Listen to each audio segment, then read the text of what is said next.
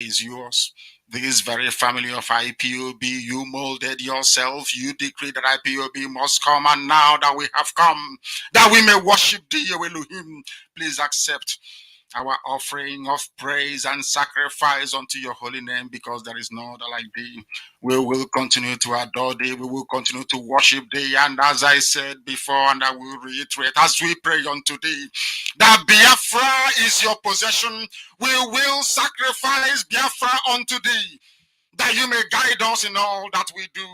It's only you that sees the hearts of men. If there is anything that we are hiding, if there is anything that we have concealed from our people, oh Elohim, you will judge us very harshly. But if our hands are clean, our hearts very pure, you will bless IPOB, and you will bless me, and you will bless my family, because it's a promise from you.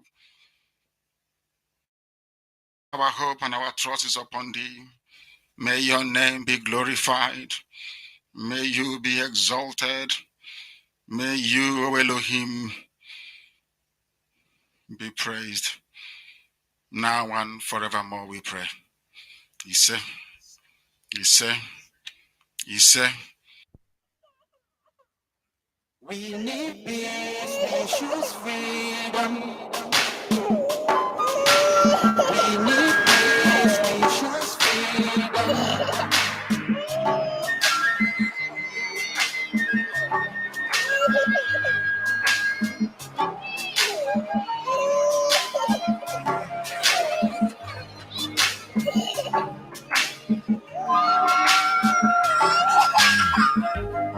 There was a nation living in peace and unity. Hey, they are people with love and harmony. Oh, yeah. They saw greatness rise up to its purity. With another people of different culture, a dear heritage, bias and oppressive. Oh, I see.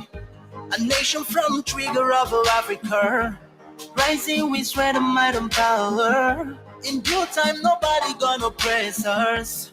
Rather, you all gonna embrace her. With your flag, with your flag, with your flag, with your flag. Yeah. Let the tears of our mothers who lost their children be heard. Let the blood of our heroes speak from now till forever. Let the whole wide world know Biafra is our home. Oh yeah, Biafra is our home. Oh, it's my home. Yeah, Biafra is our home. I reminisce way back 1967. Death toll and the blood couldn't condemn even. Mama screaming, child squealing, pups on the ground. 2.5 years, over 3 million's gone. Why? Cause we asked for our freedom, and we're going back to our sovereign kingdom. They shut us down when we cried, the world said nothing. Sitting back in the crib, watching our suffering. Should I talk about the blaze, dropping shells like rain? Sucker had the first taste of a hero's blood. Abagana Zobunigwe was stronger than flood, but the juke is too strong and fought them off on the chart. Thought the bloodshed's gone, then it came again. 216 and the massacre, it started again. So bloody nails, I couldn't cry tears. Blood dripping down my eyes, water in my veins. We died trying to fight the cause and we're trying to break him. It's our freedom, but the world was against us. Wave your flag over Africa. Welcome people of Biafra. Wave your flag over all the world. See those people of Zion is here. It is a nation that the Lord has chosen for the people of Zion. It is a nation that the Lord has chosen for the people of Zion. We need peace, we choose freedom. Yes, we need peace and we choose freedom. Freedom is the thing that we are craving for, and freedom is what we're going to get. It doesn't matter what they say. It doesn't matter how much they try. They will keep trying, but you know something? We are here. We are watching. We are spectators. We're sitting behind the fence and watching them fool themselves, because We are going to get our republic back, and it's nothing anybody can do about it. We are Biafrans. We are born to be free, and those who are in this, what we are doing, are those who are born to do it. There are infiltrators that will come in today and jump out tomorrow. They're jumping up and down. They tell you, oh, I'm confused. Well, remain confused, my dear. It's your choice to be confused, because if you really know what you're looking for, it definitely, most certainly, you cannot be confused, because it's very, very clear.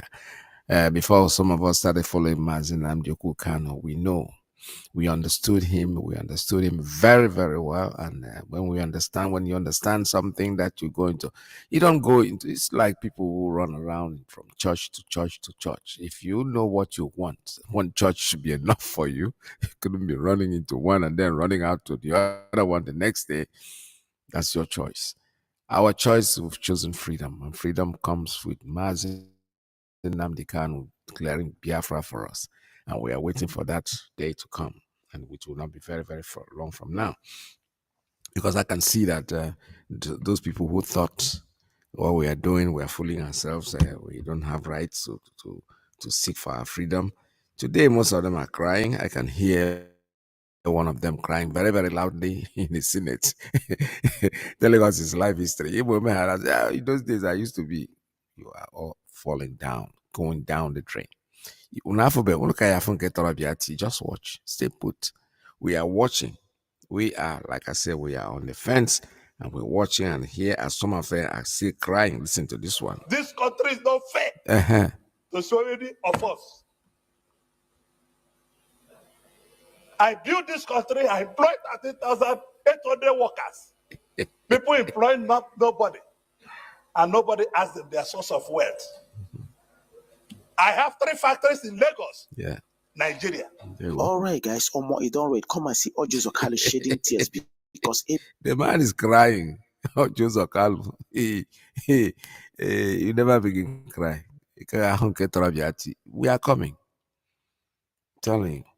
You employ 1 million people, you have 3 factories, you have 20 industrial factories everywhere. All of you will see in the end that our leader Mazi Nnamdi Kanu, when he talks, an Abado regime he's speaking from the voice of Ndiagwara Hano. When Chineke message, and that is it. That's exactly the way it is. The man will keep on crying. Let them keep crying. We are watching. This is payback time. How market Alozie Mazi how far? How market? They don't give you shege banza. Watch this video and hear what Alozie Mazi is vomiting from his mouth.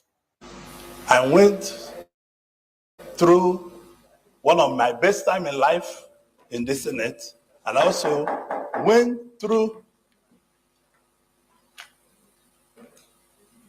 the man of it talk is lamenting. one of my difficult periods.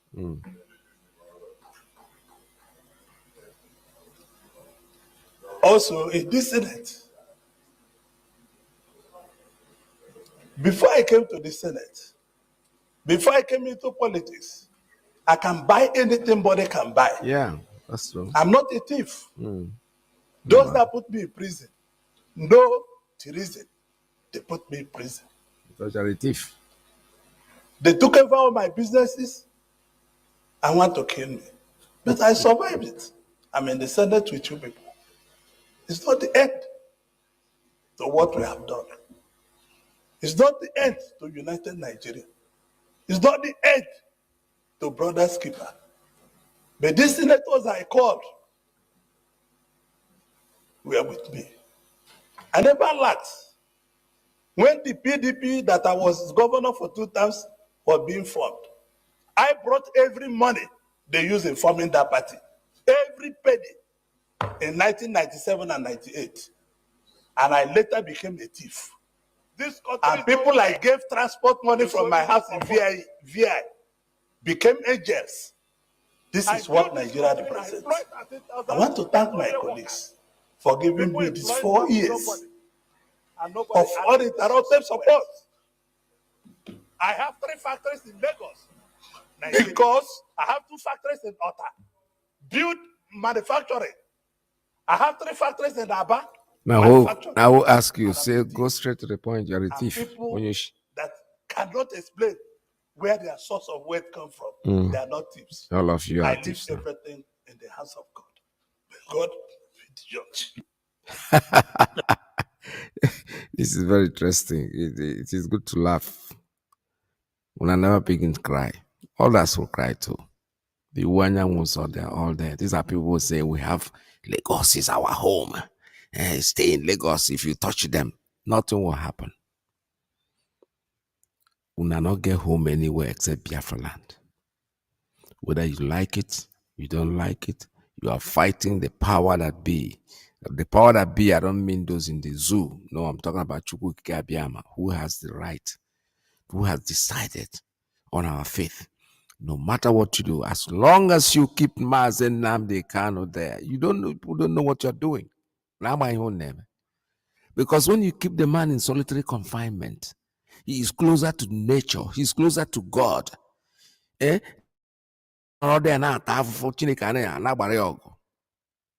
Keep on fooling yourselves. Why do you think that people, the so-called prophets, those who claim to be or those who want to be, that they go on fasting and prayer in the mountain, in a secluded place, without mixing without mixing up with the entire world? They go in there in solitary, self-imposed, and that's how they achieve the miracles that you see. That's how they achieve the rise of their consciousness from what it is, from the different level to another upper level. That's what Mazi Nnamdi. You are putting him there, you are giving him grace. Because if against you guys, that is what is coming after you one by one. You don't know. If you're a church goer and the prophet tells you the truth, say, nah, you see that man where you hold there. Now in the in prayer too much. I'm telling you. Because prayer can break walls if you know how to. If not, when you're outside looking for naira and kobo or shishi here and there, you think you're praying. No. Solitary, whether now you put yourself there or whether somebody put you there. Yeah. You pray and God answers you. That is why all of you in Nigeria will sing Ketorobiati. As long as that man is there, we're not begging you to bring him out.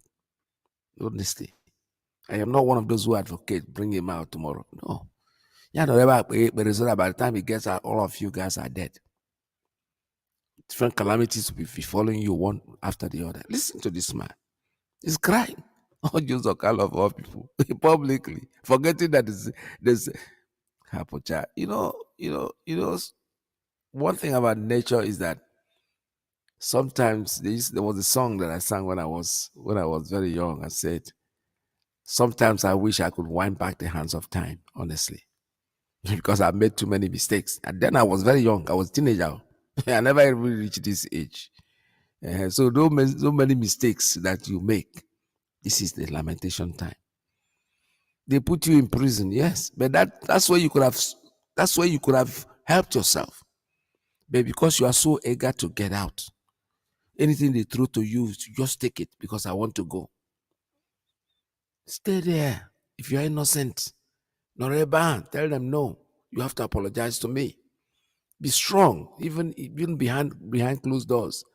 But the truth is that most of you who started without going through the pains of life, prison will scare the living hell out of you, forgetting that when you went into that prison, there were people there already before you came in. I'm talking about innocent people that didn't do anything. They are there. They didn't just build a prison and put you there with nobody inside. No, there were people there. And you think you're better than them? No. But 6 feet is waiting for each and every one of us. There's no exception. So when you go in there, especially when you are innocent, when you feel you have not done anything and they put you in jail, that's when you're supposed to grow spiritually. But if you have done something and you're taking punishment for what you've done, your conscience will tell you, this place I did now, let me cause harm for myself. But when you are completely innocent and clean and they put you there, you will grow spiritually. You're not the only one. There are many more that will cry. the Igbo-speaking Biafrans. There are many more.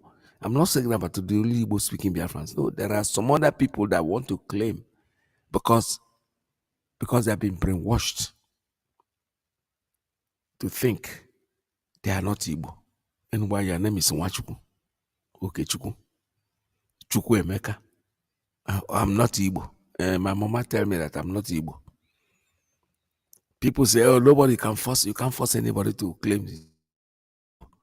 How do you know an Igbo person or somebody's tribe where we come from? Obviously, if I hear somebody whose name is Oluwole, he's Yoruba now. Adekunle, he's Yoruba. There is nothing mighty about it. When I hear Effiong, he's from Akwa Ibom. If Cross River, Akwa Ibom. Ariara, Okun, Kokun, they are all from there. When they call your name, we know where you come from. You can't tell me you are Kokun and then you tell me I'm from Kaduna. Imbad. You can't. You can't do that. So nobody ever imposes his tribe on anybody. Fortunately or unfortunately, the Igbo race, forget about when you say Igbo, the dialects, people that are Igbo people, but when they speak, if you know the dialect, you can always pick up that somebody is from Umuahia, or somebody is from Okigwe, or somebody is from Newi, or somebody is from just anywhere. But you understand yourself, but the dialect is different. That doesn't make you a different person. Somebody from Ogwashoku, Ibuzo, Ibubinozo. These are people, these are Igbo people that have different dialects. The white man came from Buckingham Palace to Africa, and all of a sudden decides who is Igbo and who is not. And he did something fantastic because they are very good at evil. He made sure that he banned history so that you don't even know where you come from. I know that young people, the people today, maybe in those days they were asking themselves, but they were afraid to say it because, if you teach history in schools, history means you want to go back to the past. History means events, things that have happened in the past that you're reading, that people wrote. And that will tell you exactly who you are. But when they ban it completely, and they tell you I'm from Niger Delta, and you don't even have the audacity to ask what is Niger and what is the Delta about it. Oh, I am from South, even creating a geographical thing that is not geography. Because I know Southwest, South is South, North, South, no, South, North, I'm sorry. South is Southwest, at least. But now they say South. Just because it's finished, they've gotten everything. It's from South, and all of you will jump. Irrespective of the fact that even if somebody who has PhD in geography, he will come out and tell you, I'm from South. You'll be proud of it. This is what they have done to your brain. This is what they have done to you as a person. They make you not use that instrument called the brain anymore. You're not thinking. You're just dancing to whatever they tell you are. You are not wanted. We know Nigeria can never be fixed. It doesn't matter who. That's why I don't get excited when they say, oh, they are going to court. P2B is not going to be able to do anything. You didn't go hear me. The country is fucked up. Excuse me. Sorry. The country is messed up completely. There is nothing. No remedy. You can't tell me that the building that... Don't go to the effect, please look at the cause. We have never been wanted. We are not Nigerians. Because the British man came and created something he called Nigeria. All of you are dancing to it. And one interesting thing is that some of you out there are thinking that they will intervene. Oh, they know we can't allow this to happen. Great Britain will not allow it. United Nations, United what? Who gains? Who is profiteering for what is going on? Not them. Not them, they gain. The gain is there. So why would they want you to be in order? They can't. They can't want you to be in order, because being in order means they are losing something. They are losing. I understand the Yoruba people standing and knocking their head on the ground. The truth is that they have the right to remain in Nigeria if they want to. But why don't you leave us alone? Just leave the Igbo people alone. We want to go. Leave Biafrans alone. We are going to go no matter what you do. Yesterday, I had a friend of mine. It was an interesting. I went to what do I call it? Picnic. The Igbo Association in Middletown. We had a picnic yesterday, and I had to present meeting a lot of people, and one of them called me out because I didn't know him, but he knew me. He said, "Ike, I listen to your broadcast every day. Honestly, you guys are trying, but we are lost. What are we going to do?" I said, "I don't know. Just like me too, I don't know what to do. But what I'm doing is I do the broadcast. I say the way it comes out of my mind." He said, "Because you see this association where we are in, I bet you go in there now and talk about Biafra, they want to cut off your head. It's an Igbo association. Different a problem." The man is an elderly person. He told me, he said, "We are lost. We don't really know what we want. I don't know what we are going to do. We are doing." I said, "Me too. I don't know, to be honest. Maybe Mazi Kanu knows, but I'm just doing the broadcast and saying it the way it comes out of my mind." And he said to me, "You see this association where we are in, this is called Igbo Association. At least if not for other people, we had almost 90% Igbos in this place. Go in there, Mr. Ike. Go in there and talk about Biafra. They want to get up and cut off your head." So, and I felt he was right. I felt he was right. I was thinking and I was reminiscing to myself that, well, this is a cross that we have chosen to carry. Nobody gave me this cross. I picked it up myself. When I listened to Nnamdi, I said, yes, this is the right direction. Even when I did the first war, I'm sure he wasn't born yet. But he came up with ideas different from what we had at the time. So the point I'm trying to make is that we don't even know what we want. The whole thing is in the hands of Chukwu Abiyama. I'm telling you. Because we are lost generation. Completely lost. You can deceive yourself and say you are not lost. That the tribe, the question in Nigeria is tribalism. No, it is not. The structure is faulty from the beginning. You cannot build a window and doors on a faulty foundation. The house is collapsing. What you should do, instead of patching the walls that are getting broken and everything, excavate it from the floor and start from the beginning. They said in the Chinese language, I read it somewhere, that the Chinese man said, if you want to go west and mistakenly you're going east and you have done 5,000 miles already, your best solution is just make a U-turn because you never get to your destination going the wrong way. We are trying and trying and trying. Why? I cannot understand why we don't.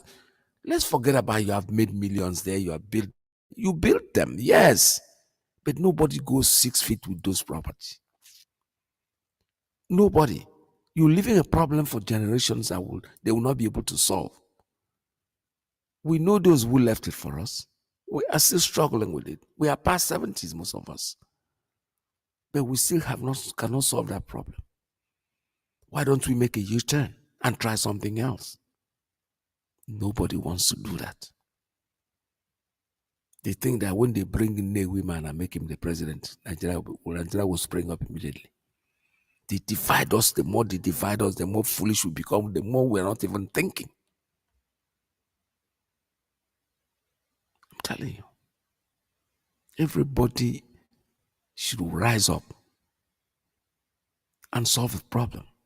For them, what are they afraid of P2B? You think P2B is going to declare Biafra for them? No. P2B has already told you, I'm not running this presidency as an Igbo man. I'm not running. He never, rarely doesn't even mention Biafra at all. He never said nothing about Biafra. That's okay. That's perfectly all right.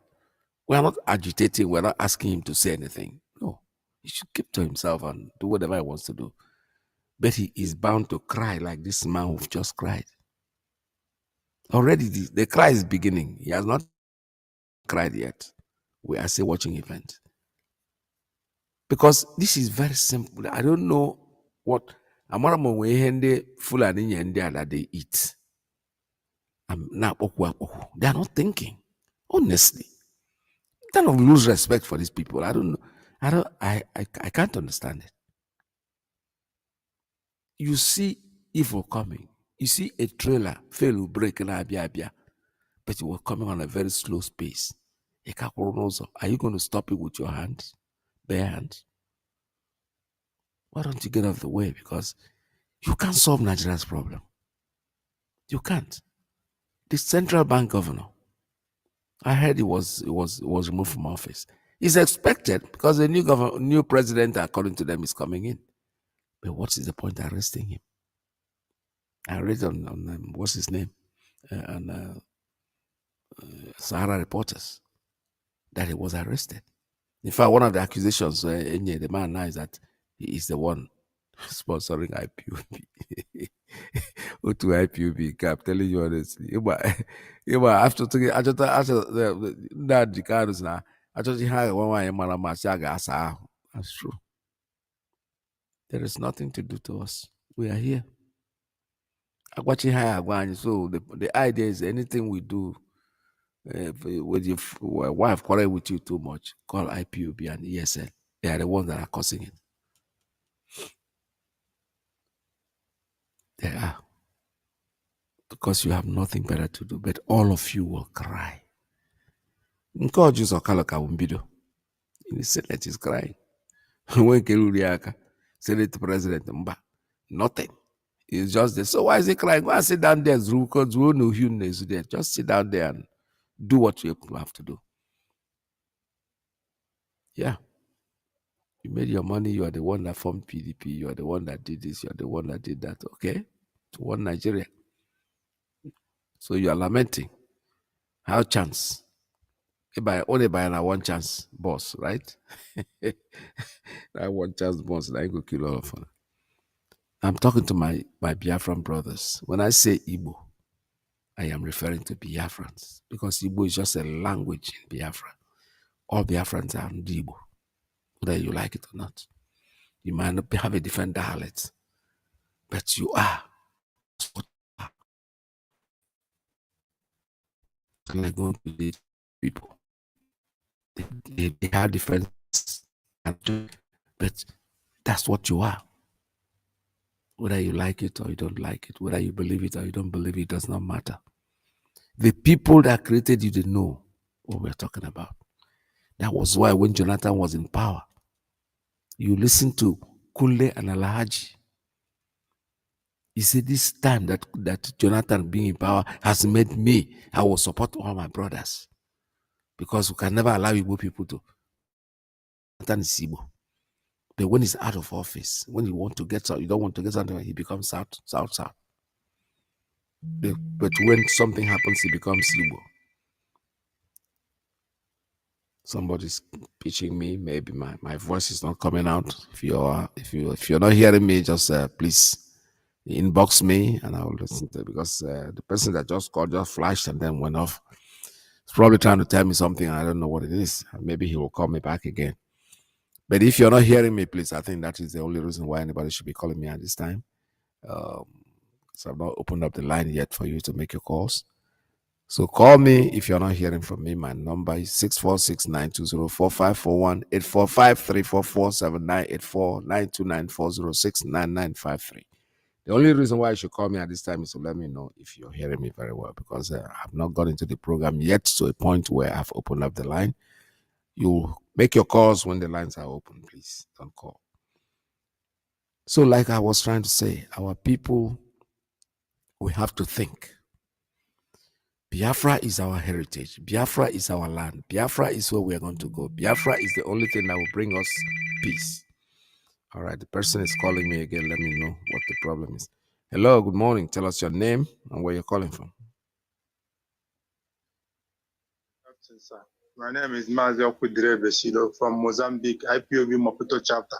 We can hear you very well, loud and clear, sir. Your All right. voice is coming out very well. Thank you, sir. Thank you very much. All right. So this is like I was saying, somebody it's just corrected what I wanted. You don't need, nobody needs to call me at this time because I'm still on. When you call me, you distract me. My line of thoughts. We just say the way it comes to us spiritually, and we don't write them on the book. So when you interrupt me, I lose focus on what I'm trying to say. So what I was trying to say before I end up is our people just warning you guys to wake up to your risk because you're beginning to cry. The crying is too early. I can hear back now, but the lamentation hasn't started. God, I won't be do. You come, you are obedient, you are this, you are that. I've told you what's going to happen. And when I'm watching it, I'm seeing it already happening. That these people are going to infiltrate the obedience. They are going to become obedience themselves. They will infiltrate it. The plan is already down. It's a matter of time. This one they call that midget that they call Erufai in Kaduna State. He has already told you. I don't speak Hausa, but at least people that speak Hausa very fluently interpreted what he's saying. He has made it very clear. It's not very different from what Reverend Bosu is a Yoruba person. He said it many years ago. That is total Islamization. But then what they are going to do now, just watch the events. Atiku Abubakar is off the line. Atiku, nobody's talking about him anymore. It is now P2B and Tinubu. They will infiltrate the obedience. They will act as obedience. They will come there and start destroying and messing up things. And the next thing they will do, they will accuse P2B of insurgency and charge him for treason and put him in prison and put his deputy in house arrest. Kamaka somewhere. It's coming. So, because the same thing that they tried to do with IPOB, that is backfiring on them, is exactly what they're going to be doing with this, with obedience. They're going to infiltrate them. Definitely, certainly that. Kafula Nyana Hatch. Atari Dokobo went to Abuja in solidarity for what's his name, Tinubu. And the people carrying the placards. When you were interviewing them, you discovered that they were not even from the Niger Delta. They are all the way from the north. They couldn't even speak the Yoruba language. So it's not that they're supporting their brother. These are the kind of insurgents they're going to bring to obedience. It's going to happen sooner or later. That is if they feel there's need for that. Because the way I am looking at it, the judges already in that court have known their faith even before the judgment. They are scared. Otherwise, they could have passed it before, but they're scared of the crowd. But this same crowd that they are scared of will be infiltrated. That is obvious. People are talking, there's media team everywhere. People will come out. It's just like the case of our leader, Mazi Kanu, whom everybody knows is speaking the truth. He's saying the truth the way it is, but once in a while, they will infiltrate and bring somebody. He will come to microphone, open up his mouth, and abuse Nnamdi Kanu. But you see, those things don't last because after a while, even people are saying it just, when you give somebody money to do something, that money will finish you. When you don't finish, the person will begin to take, guy go add more. If you don't add more, so that is the country that you are in and you want to keep. The Biafran people, we are calling on all our brothers, Biafrans, wherever you are in the world, relocate. It is not easy to relocate. Yes. It is very uncomfortable to relocate. But you know something? Anything that is so uncomfortable always yields very well. Easy come, easy go.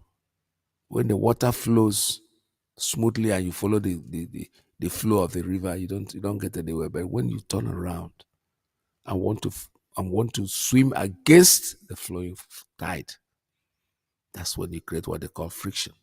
And that friction brings you something. But when it's smoothing, as even on your keyboard, those of you who play the keyboard, you know that there are places called interval.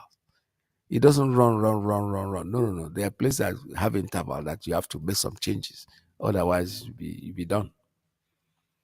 So that point is the point where life starts.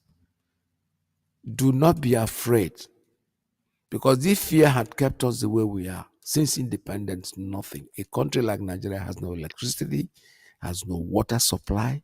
People cannot go to the hospital and get treatment. Nothing is working, for God's sake. Somebody questioned me one time, how do you know this? After all, you're living in the US. What do you mean by that? I wasn't born in the United States. I'm a citizen of this country, yes, by choice. I wasn't born here. I still have my tithe. Somebody said I'm the man who doesn't want to cut the umbilical cord. I said, no, umbilical cord, I don't know about cutting it, but you have to have that link. It's not working for you. If it's not working for you, it's not working for your people that you left behind. Because when they call you, you now picking calls. I am looking at calls, who is calling. I don't do that before. But today you have to look at it because, there's so many problems. Too many simple problems that over here we take it for granted. They have them there in abundance. So when they call you, pick your call. Somebody will call you and tell you have 4 children. They are all, you have 3 of them at the university. They are at home. They have not gone back to school because of finances. How are you going to solve that problem? Meanwhile, you have somebody else at the side who has prostate. He wants to go to the hospital. He can't go. Who will solve these problems? It is too much. Because when you guys are comfortable, then we feel comfortable. Because all this problem will stop. You'll stop calling. Maybe no more gonna about 7. This is a simple problem that can be solved. But because we are afraid of that temporal punishment, temporal uncomfortable, what language do I use? Being uncomfortable just a short distance. You don't want to take any chance. What I know is that no matter how comfortable you are here, you'll eventually go back there to meet the same people.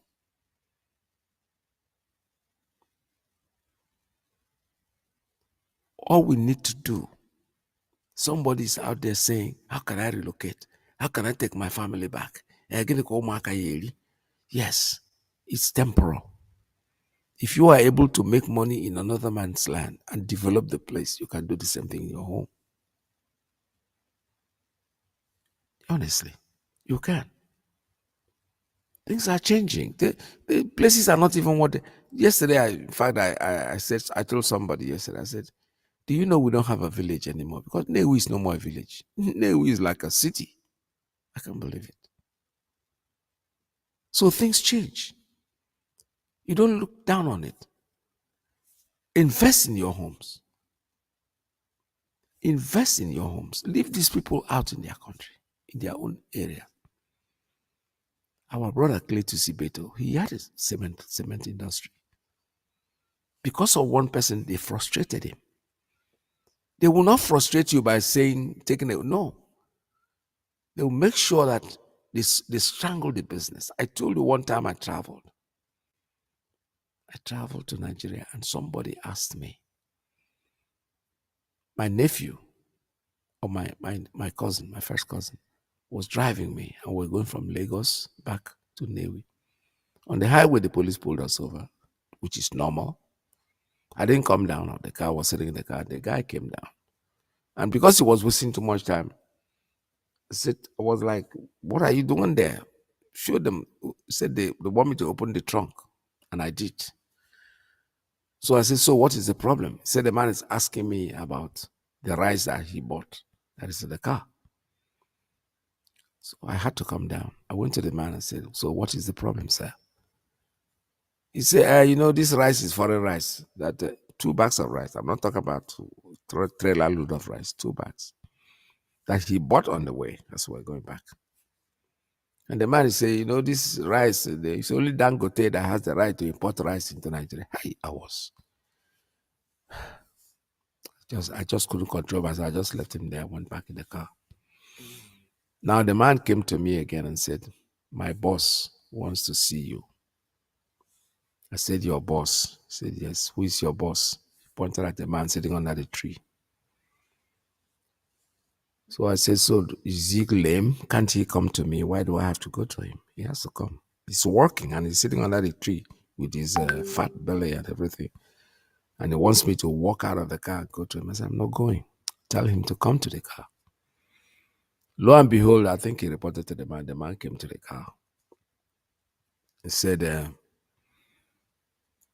if mountain cannot go to Muhammad, Muhammad will go to the mountain. That's exactly his language. I said, okay, sir, what is the problem? Why do I have to come to you? He said, oh, there's a police sticker in front of your car. That sticker is, I don't know how you use it. You know, top police officers, I have that sticker, and we have just received a signal that people are using that sticker. I said, you just received a signal. That means you just received the signal now, or you received it before. He said, you have no right to question me. I said, I have every right to question you because I'm not going to come out of this car. I'm only going to call the person that put in there because normally I park my car back home and I travel. I said, I'm only going to call the person that put that sticker there so you can discuss with him because I didn't put it there. So I called. And he said, when he heard the voice, he stood and said, when you see your maka, I said, go and sit down. You people are a bunch of idiots. Look at you, because of rice. 2 bags of rice. What actually go to no. You see, Dangote is the person that is supposed to import rice. Where did he import it from? He bought it on the way. This is just an example of what you guys will keep going through until you start thinking like normal people. We are watching. I now watch. Because nobody can fix Nigeria, for God's sake. P2B has great ideas. I listen to him. Yeah. So what?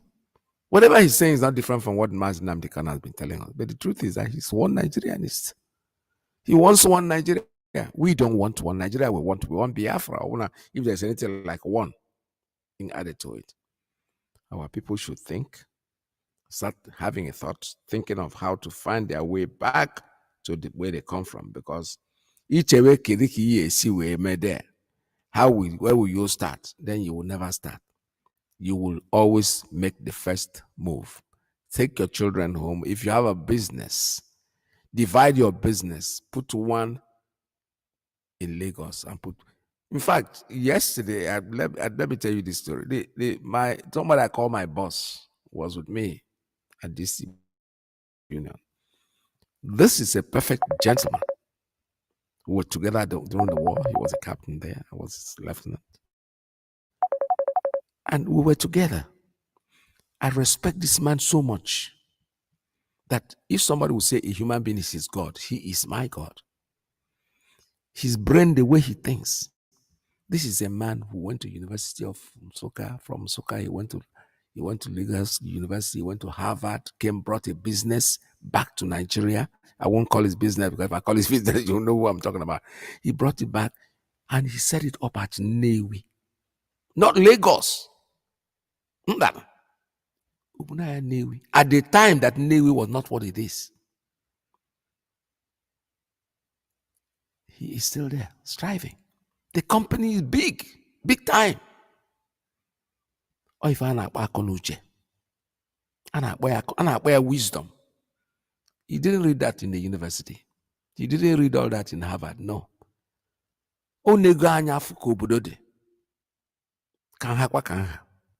Let me take it home and put it there. I'm telling you, this is wisdom. Iburi Bunaya, Lagos. Look at Olumo and the rest of them. Look at all the threat they are giving you guys. Do you feel comfort? If you have a little office in Lagos, yes, but let the manufacturing place be in your village. I've been nagging.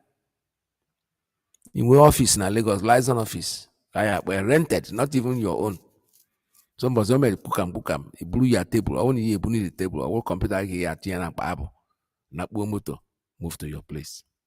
You people have to think. Think. There are people who are not evil people that are even telling us the same thing, but we look like we don't want Igbo. Igbo. You know, consign me. Now so war they start to. Now so war they start. Igbo people. But Yoruba, watch this video and pick out the one where belongs to you. The one where not belongs to you, leave them for the people where they for. These people then be survivor. Me, now I served in Abia State. Now Abia State, me, I run my NYSC. When I did Abia State, he get this brainy guy, will be Igbo guy, will be saying, come meet me, say, bro. Now when be you they serve. All this you allow, we make you carry and go area market. You get one place where they call area market. No so make I just cut the thing, make I cut and short. You know, in order to see what this guy they talk, I feel like go area market. All these things where would they take big money by for outside, for Lagos, for this place, these people, if you reach area market, forget that.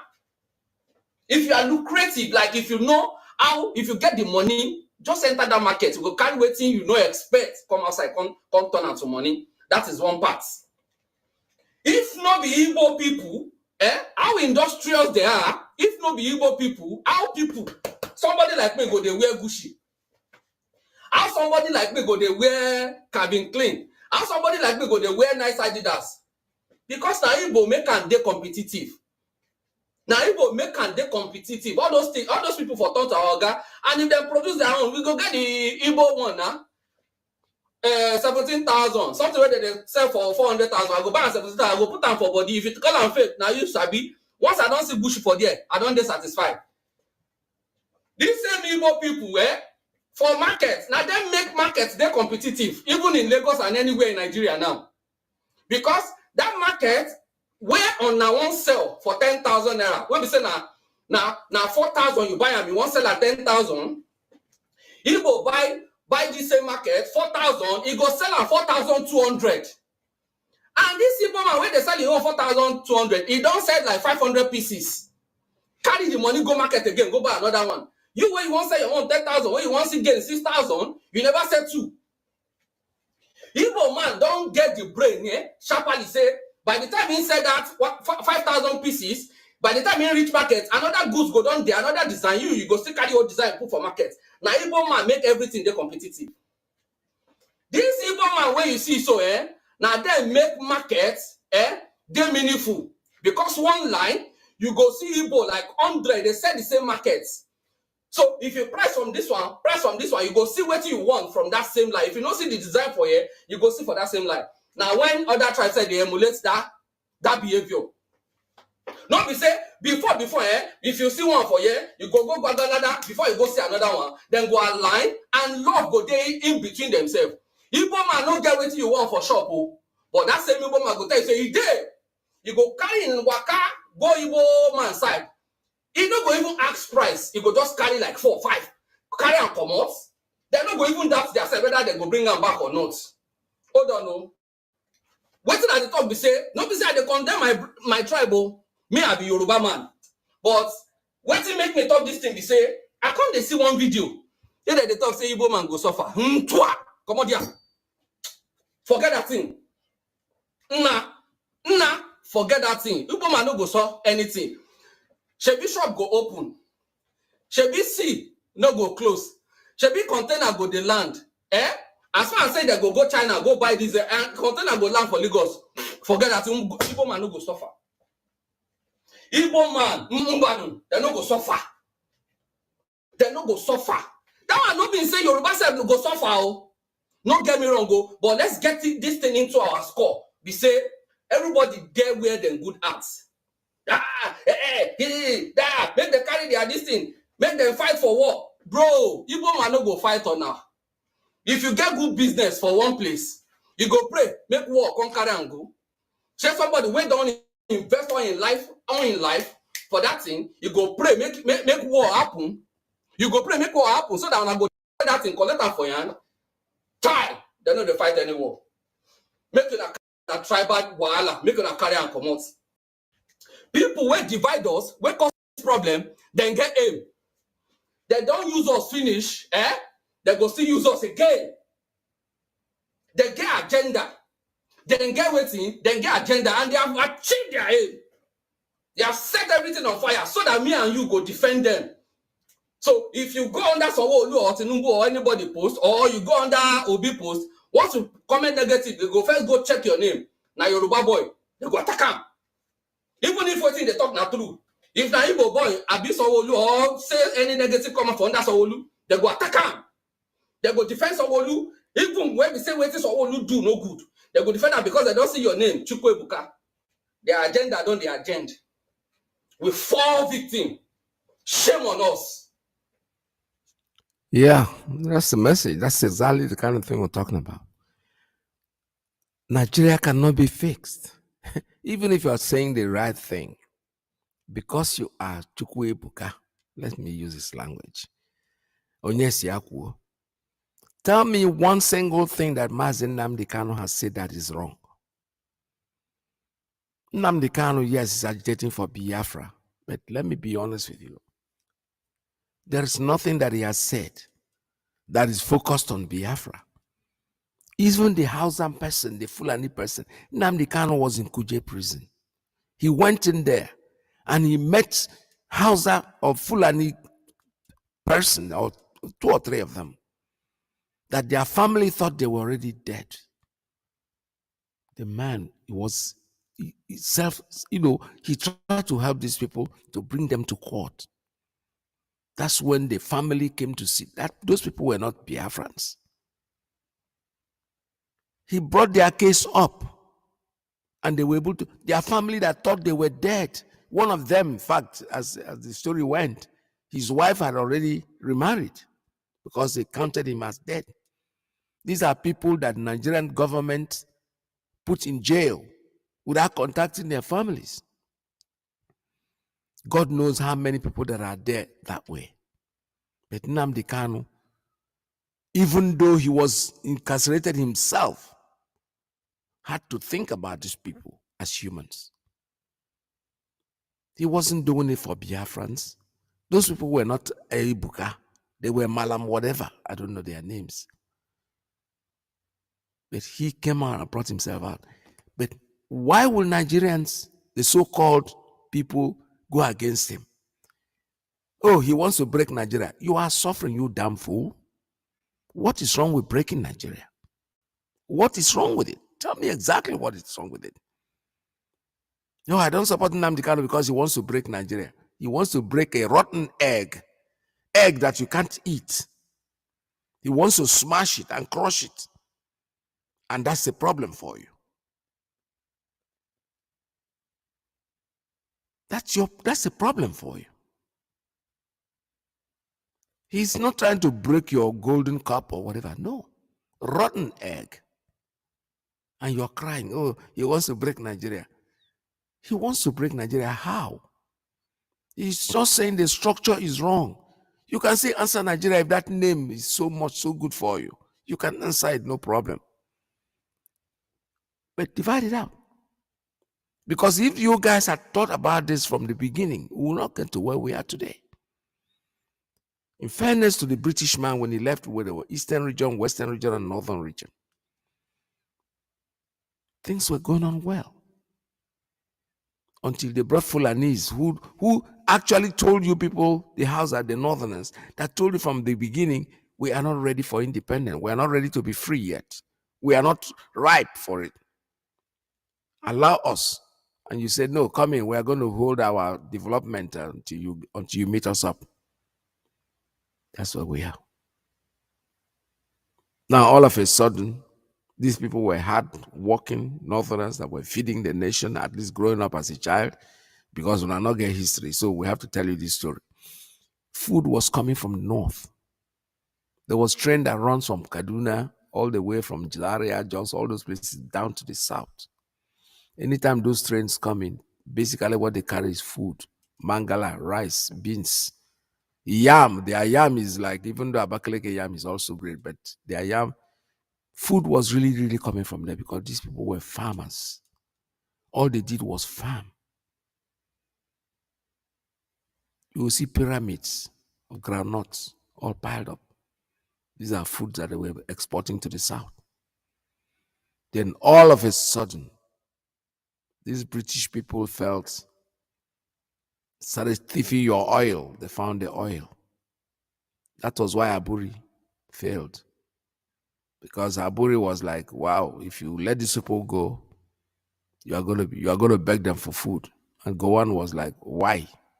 We are the ones supplying the food. He said, no. We found a lot of oil in their region. And when you allow them to go, they will already, Okpara's economy in the southeast, the eastern region was growing at a very fast rate. Just exactly what somebody said yesterday. That these people will never support you unless you are a threat to them. They were stealing this oil, and their mind is that if we give it to these Fulani people, they are foolish people, they are fools, they won't even pay any attention. So when they came in and they discovered that there was money in the oil, they could sell it and use the money anyhow. The British people can steal the much that they can steal without questioning. So now they throw away their hose. They stop farming.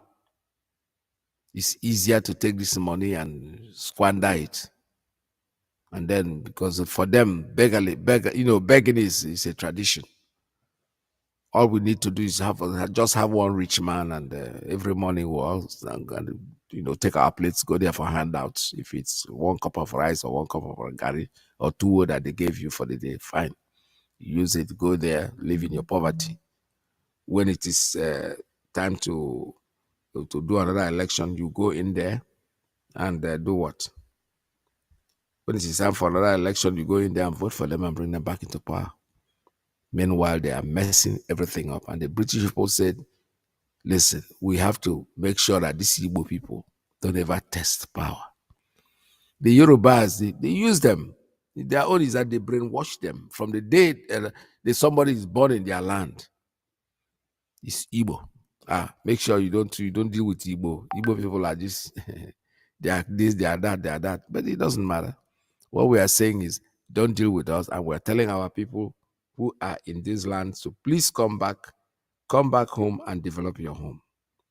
Stop thinking that you will one day become president, that what is going to change Nigeria is when Igbo man becomes the president. No. Nigeria can never change. There is no way you can change Nigeria. That is the truth. Whether you like it or you don't like it, Nigeria has overlived its usefulness, and all we need to do is get it off our back, make sure that that we crumple that thing called Nigeria by emerging victoriously in Biafra. This is Radio Biafra USA 2. All right, the lines are open: 646-920-4541, 845-344-7984, 929-406-9953.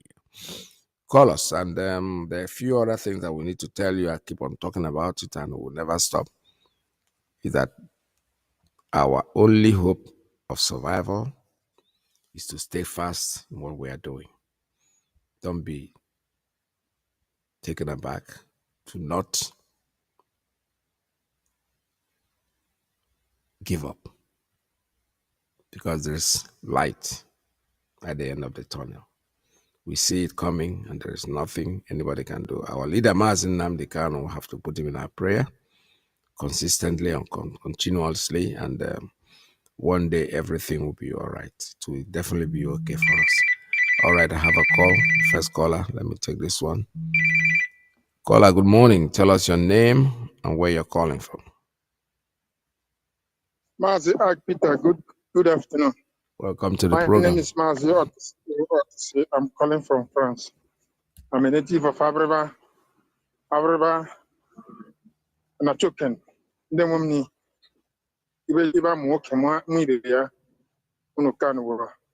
under the Omar province of Biafra land, both hinterland and the riverine area. This I want to first, Mazi Iyke, you have been doing a great. You are our father. You are our father. When we see you people, you and the Mazi Alozie and others, Efian, our struggle make us more. We have a courage to push forward, and we know that there is a hope in the end of the tunnel. And we thank you for your work. You've been coming anytime that you have the free to come and educate us. We appreciate it, and we say thank you. And may God continue to bless you and keep you until you see Biafra. All of us will celebrate together, and we will see Biafra. Yes, what is going on in our land is too painful. Yes, we are still inside the zoo. As far as Biafra is concerned, we are inside the zoo. That's why we are sharing the pain together. Yes, they do abracadabra and put the bat, the Osuanjo, inside there. And now, all the whole obedient children, they have went to sleep without working again. We told them to come and join us and let us push forward this struggle. They refuse. They say they believe in Nigeria. And I thank Mazi Chinasamoru and his group, all the whole leaders, that give them the opportunity to go and vote and do the last trial. Now their last trial have failed them. I think this is the time for all of them. Let them take shame and come back, because if you fell in an exam, you don't need to stay there and weeping. What you do is you come back and check and find your pieces, and then you come and know where you have the problem and put things in order. Where you have the problem is that you left your people, the Biafra, and go and do the wrong thing. Our system, the writer, Chinwe Amanda, we are calling you now to come and join back. Apologize if you wrong the leadership. Then we need you. We can accept your apology. And the same letter you wrote the U.S. government, you can wrote it again in the topic of Biafra, not in the Nigerian election. Then they will know that you are not from Nigeria. You are belonging to Biafra now. You have showed your true identity. Then they can listen to you very well. Madam Hokonjiwala, you can follow suit too. And for the one that is a former chief in ICC, you can follow suit too, and many more. Even Omona, that have resigned from UK House of Rep. Then you can follow suit. Millions of you people in both the European Parliament, you can join the group and make sure that the Biafra will be achieved. Our leader is the one thing we are focusing, the health of our leader. I like what our brother used to say, Mazi Iyke. He said, any day when we look our leader and see any crash or any talk bomb in his body, then we will teach Nigeria what we plan for them. Now we don't threat, rather let them see that their leader is not alive, or let the part of the body is damaged. Then we will tell them that them that always move to Europe and go and treat themselves. Our leader cannot go to Europe and treat themselves. To want to bring a quack doctor to come and they use him as an experiment in that DSS. Let them come and try. Collaborating with the Alozie Iyke and the sibling of the Mazi Nnamdi. They cannot succeed all their plans. They do the one they do, abracadabra they do in Kenya, where nobody had anything. But this time around, Biafran is watchful. The ego eyes is watching. And in all we are going to celebrate Biafra. Thank you, my veterans. There we All hail Biafra. All right, Biafra, thank you very much. All right, we already made very comments to the public that we are equivocally not in support of anybody putting any knife on our leader without ear friction or ear infection. If they want him to get a treatment, we need an independent doctor. He should be released from there because there's no reason why he's there in the first place. The court of law in your own country, there are laws that you made have exonerated this man, and there's no reason why you should keep him where you're keeping him. All right, let me see. I have a call coming in now. Caller, good morning. Tell us your name and where you're calling from. Hi, good morning. My name is Cosmos, PRO USA. Welcome to the program. Thank you. I have a couple of announcements from the leadership today.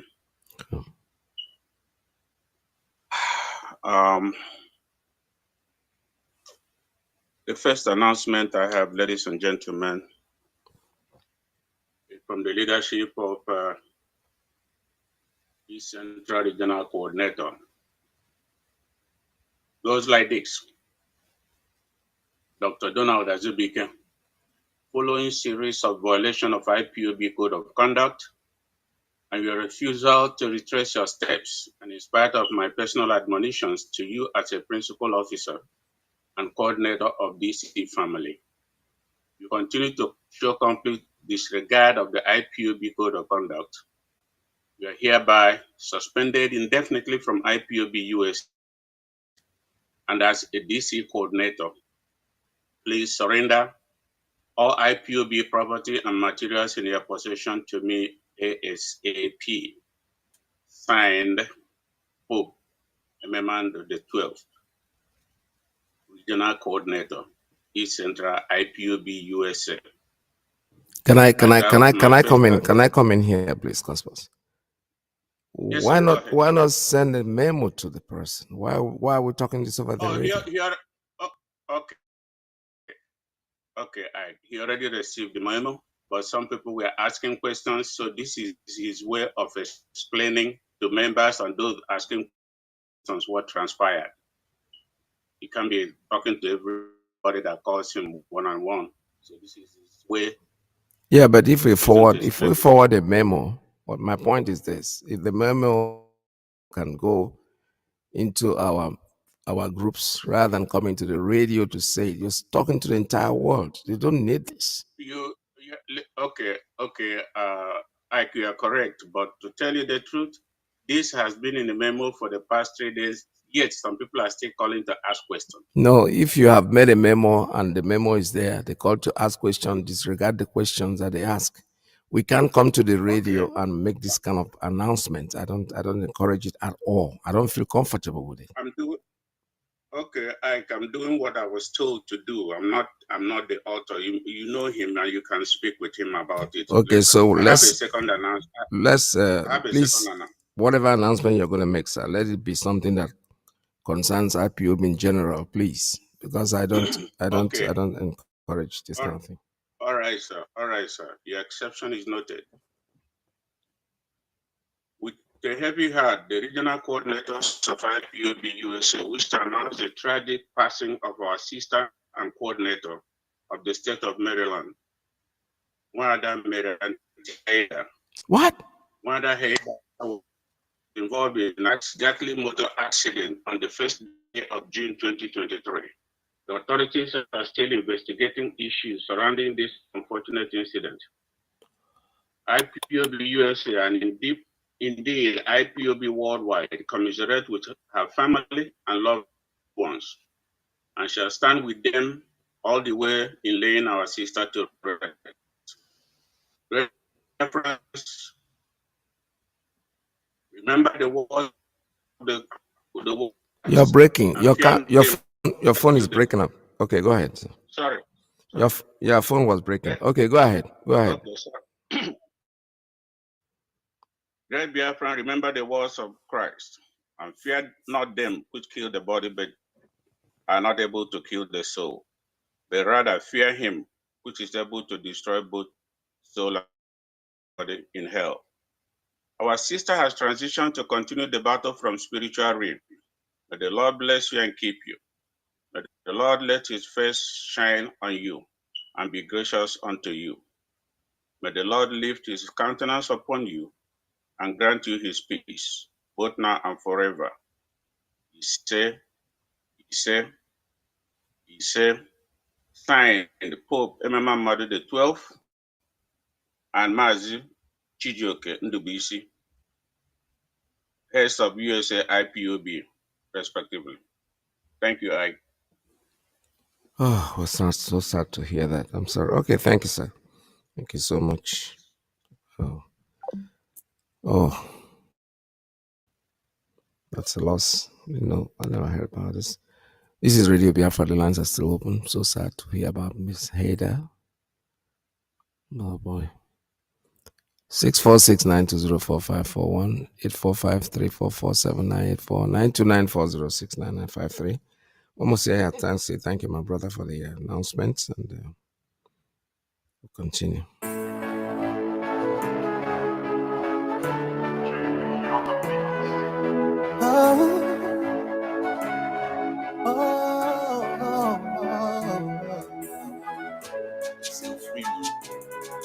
Oh yeah. There comes time. The whole wide world will welcome the rising sun. Here comes the time for everyone to see that what will be, will be. This is the time for you and I to stand together as one. Yeah. They will know. The sun is rising from east to west, from north to south. Can't you see the sun is rising? Oh, you wave your flag and be proud of who you are. Because the sun is rising. We're shining so bright all over the world. We are the sun, we are rising. We spent our lives in pain and misery. Never gonna trade our freedom with any mystery. It's affecting our soul and it's killing us slow. With what we've been through, we are far from being good, but we are blessed by Chukokika Biafra. So we're never gonna give up. There'll be light in the end of the tunnel. It will shine so bright all the time. The whole wide world will embrace us. Nobody can stop us, nobody can cage us, nobody can stand us, yeah. They will know. The sun is rising from east to west, from north to south. Can't you see the sun is rising? Oh, you wave your flag and be proud of who you are. Because the sun is rising. We're shining so bright all over the world. We are the sun, we are rising. The windows and curtains, green lights be revealing. When I think about how blessed we are, goosebumps all over my body. Sunrise to the clock strike. Black strands crossing gray stripes. Clashes upon clashes, many lives come to ashes. When I ponder and reminisce, the actions I see malice. Blood on the ground. This is how we fly, our beautiful flag, all around. All right, that was from Miss Hader, actually. That's why I'm playing that song. All right, let me take a call. Caller, good morning. Tell us your name and where you're calling from. Yeah, my veteran, good afternoon from Poland here. This is okay from the Siwe Care. And of course, I hear from Omaka in other provinces of Biafra land. Our leaders see me one another. Mazi Nnamdi Kanu.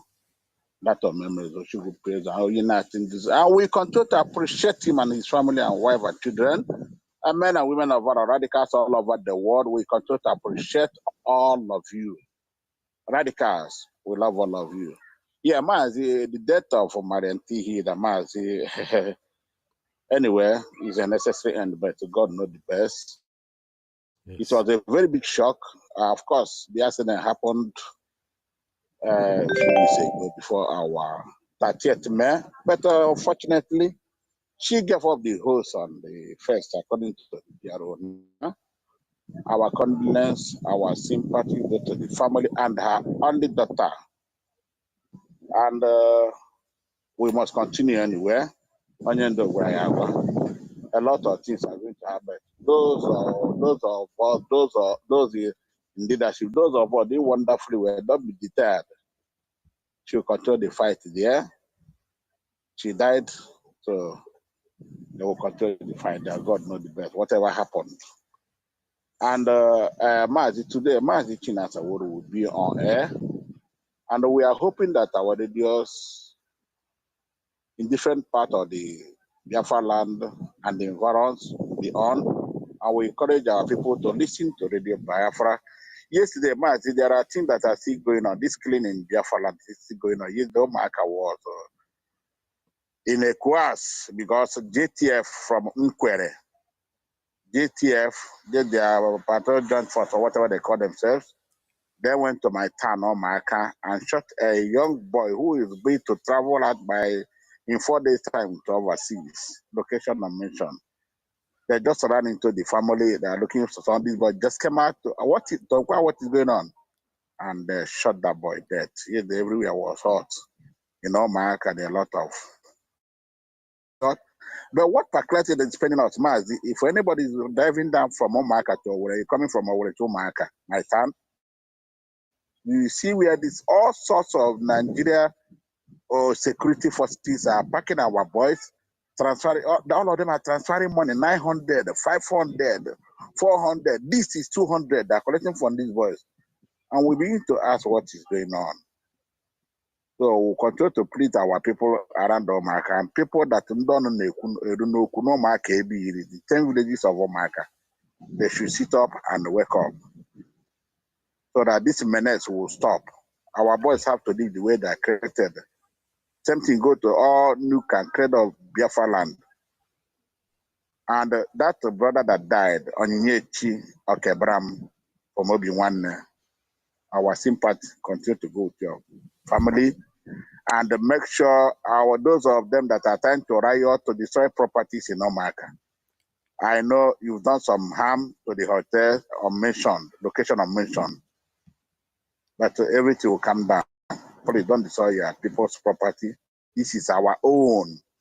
Those things you are seeing in Omaka, it's owned by Omaka, not by local government, not by federal government, not by state government. Whatever is development you are seeing there is our individual effort. So I'll pray all of you to calm. I pray all of you to remain calm and continue to be law abiding. May the soul of this our brother Onyinyechi Okebram and our beloved sister, mother, Mwada Mariante Haida, continue to fight on. In the name of Chukwuka, my prayer. Yes, They sir. will take care of it. Thank you so much. This week we might not be coming. I don't know. Is either we will come collect conference on BMI, and I think our 1 million man match. The jingle will be out anytime from now. I'm going to place it. Probably the committee might equally come online to be very because we have less than 1 month to be in Finland, Helsinki, Lati. Okay. So our people continue to buy your ticket, continue to make your own arrangement.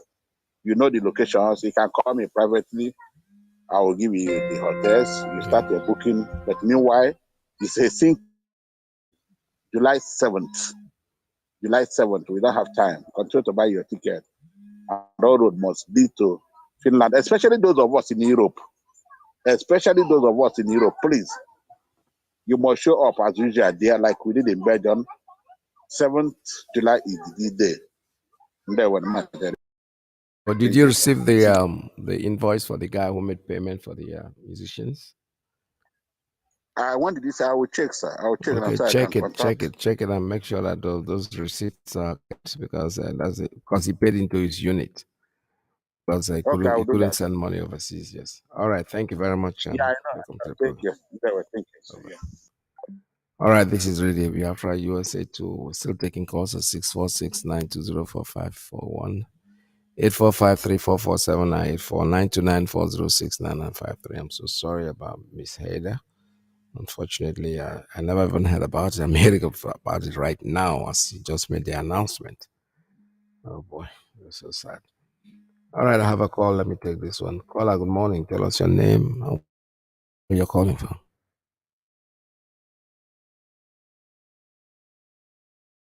Caller, good morning. Caller, one more time. Good morning. Welcome to the program. All right, the line is not talking.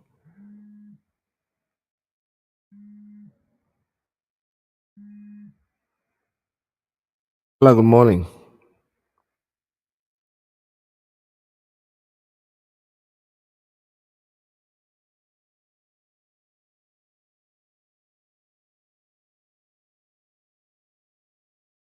All right, the same phone looks like there's a problem on this phone. Let's see if it's going to go through.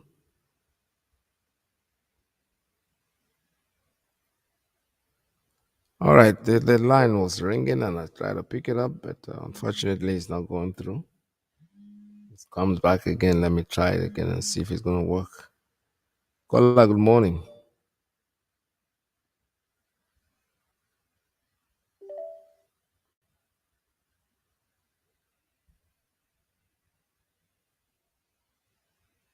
All right, the line's still messing up.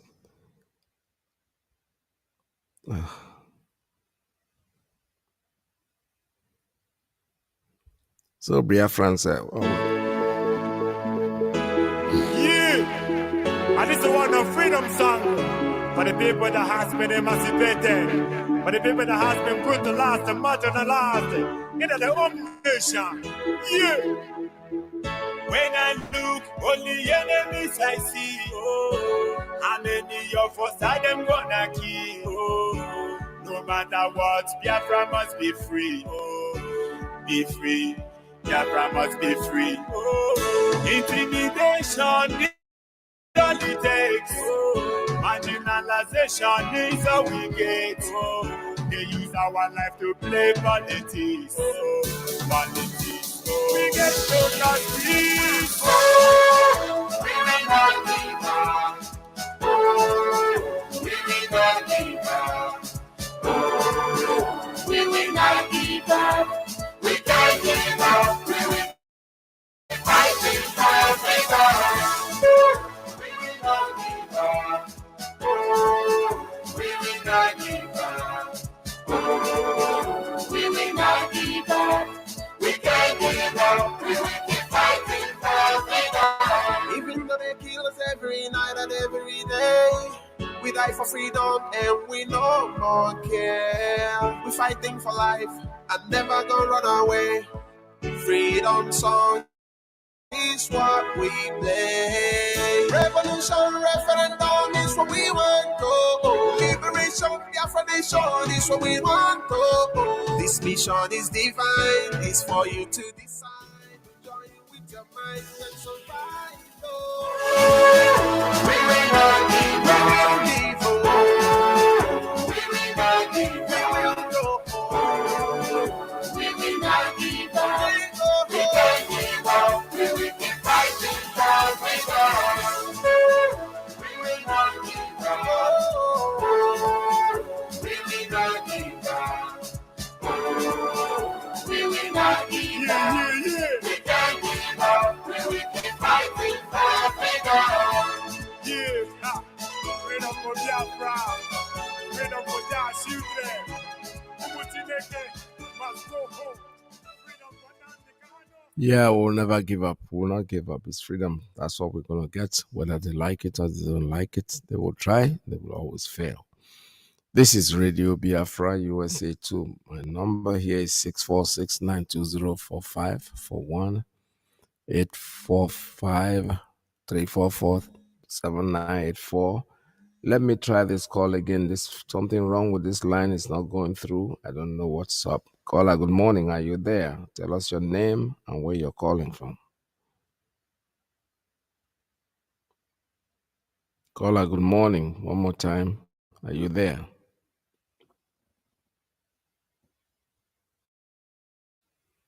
The line is open one more time. I say welcome to the live broadcast from New York City. All right. It looks like there's something actually wrong with that line, but the line is open, but I'm not hearing anybody saying anything to me. So, like I said before, we're still taking calls at 646-920-4541, 845-344-7984, 929-406-9953. I promised you yesterday that within the next couple of weeks, I will change all the phones here and change the lines also, because it looks like we're having issues with them. We are having issues with the lines, and it looks like only one line is available that is ringing and nobody's picking up. Let me try to get and see if somebody's going to say anything on the other end. Caller, good morning. Can you hear me?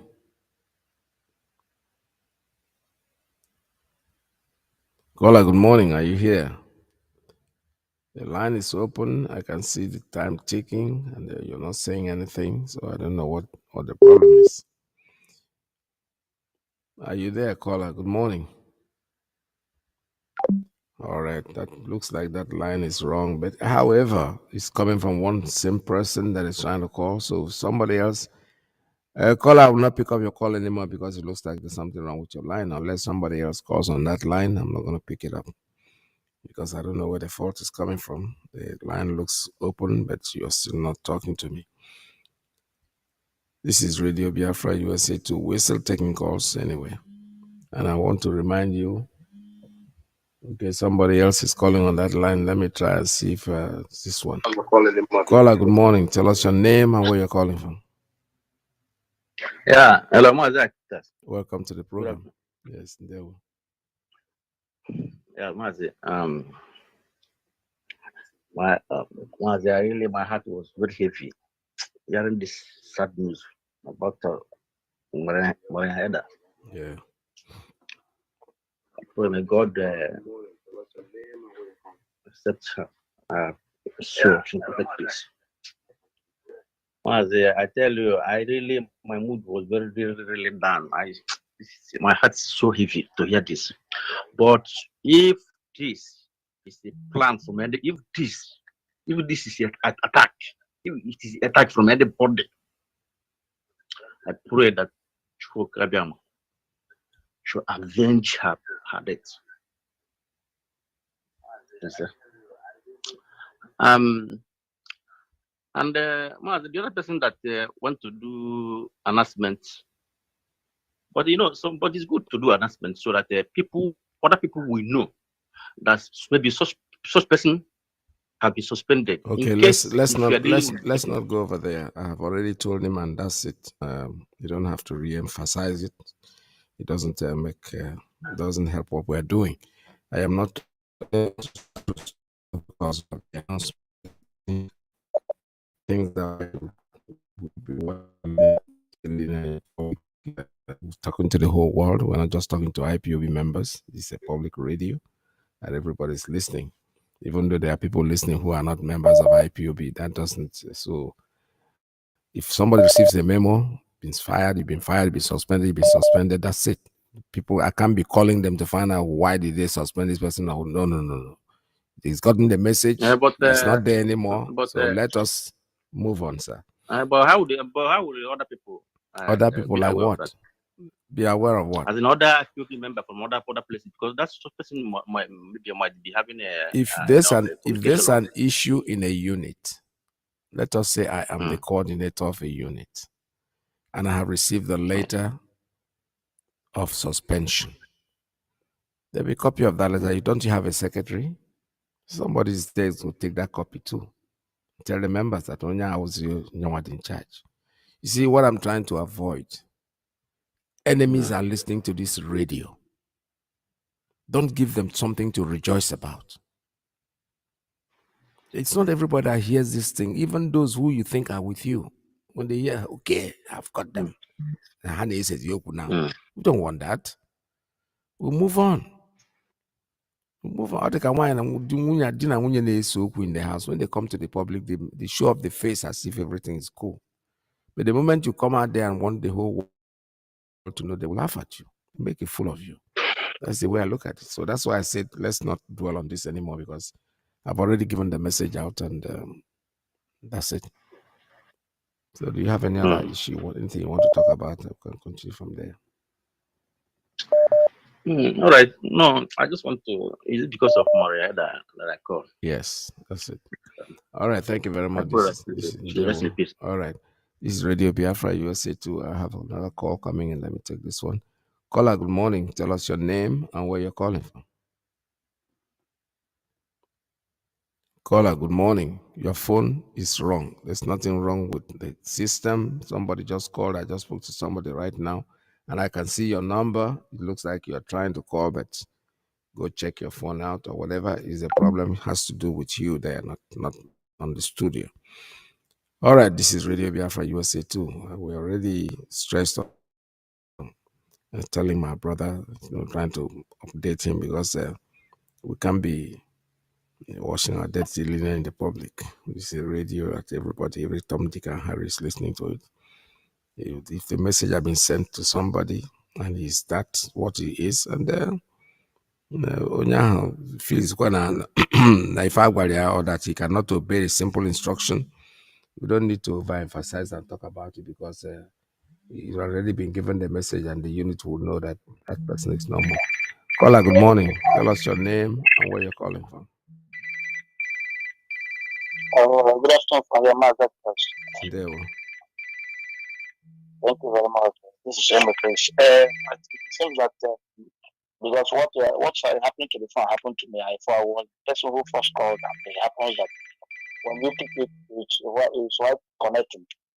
It seems that maybe Coffee have put it on again so that you may get enough network. Perhaps I don't know. I think it's not only one person that happens to me before the person you are talking about now. Okay. Now, it's my heart felt. I called to find out exactly what the announcement is of whether I'm making, whether it's our own header or another person. But hearing from Okefon see it has been confirmed. Very, very suddenly, very sad news to me. Very sad, very, very sad news. No matter what it is, very sad news to me. I have exhausted I don't have strength anymore. When I had this news, I was shocked. Very shocked. Somebody that I could have had a heart attack now, a very big shock. May her soul be received by Almighty Chukwu Kikabiama. This is a very shock to our IPOB family. Yes. A very big shock. Yes. I don't know. I don't even have any information. When did I have that last book? On our conference, they have with Okefo and there's so many others on our platform with the Mazi Jonathan. All of them. That's all. I don't know. It's about 2 weeks ago. I don't know. But they say it's an accident. Yeah. Oh my God. I'm hearing it for the first time. Just the way you guys heard it is the way I heard it. I never. Oh my God. Never rumored to me at all. My God. Yeah. Oh, Chukwu. Please, you have destiny, our life that this Biafra is something we are going to achieve within our time.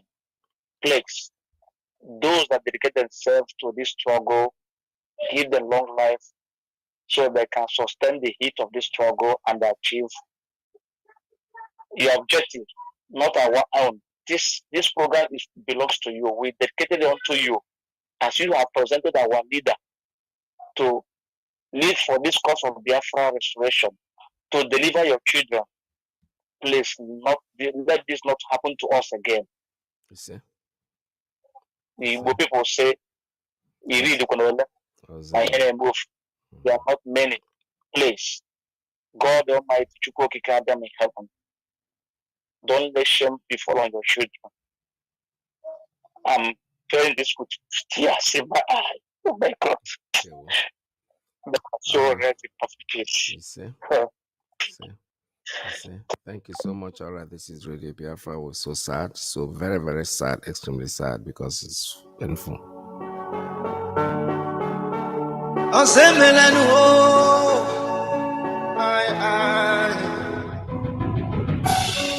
The spirit of Biafra, who never free Nnamdi Kanu, get it for me. I keep on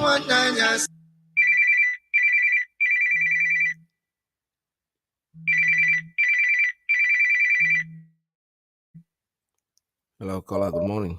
Welcome to the program. Could you tell us your name and Yeah, where you're calling from? Yes. permit me for calling back again my personal opinion. Yes. I talking about you're not in agreement with the announcement that I just made earlier about the dismissal as an officer. Sometimes we have to look at precedent. Okay, each time Chike Doziem dismisses anybody in any part of the world, he comes to Radio Biafra and announces it. Mazi Nnamdi Kanu, when he was moving around among us, when he dismisses people, he comes to Radio Biafra and announces it. And I don't think this announcement, the way you are taking it, is anything different from what has been the procedure or the manner that officers, especially at the coordinator level, are announced around the world. So I don't see the problem here. Let us not make it what it is not. This has been the method of operation all along. Anytime any officer is dismissed or removed from position, the HOD or the regional coordinator or the continental rep usually go to the radio and announce it. This is not only for IPOB family member, for any other person whom he may be talking with, that person may be assuming that he's still an officer of IPOB. This is why these things are made.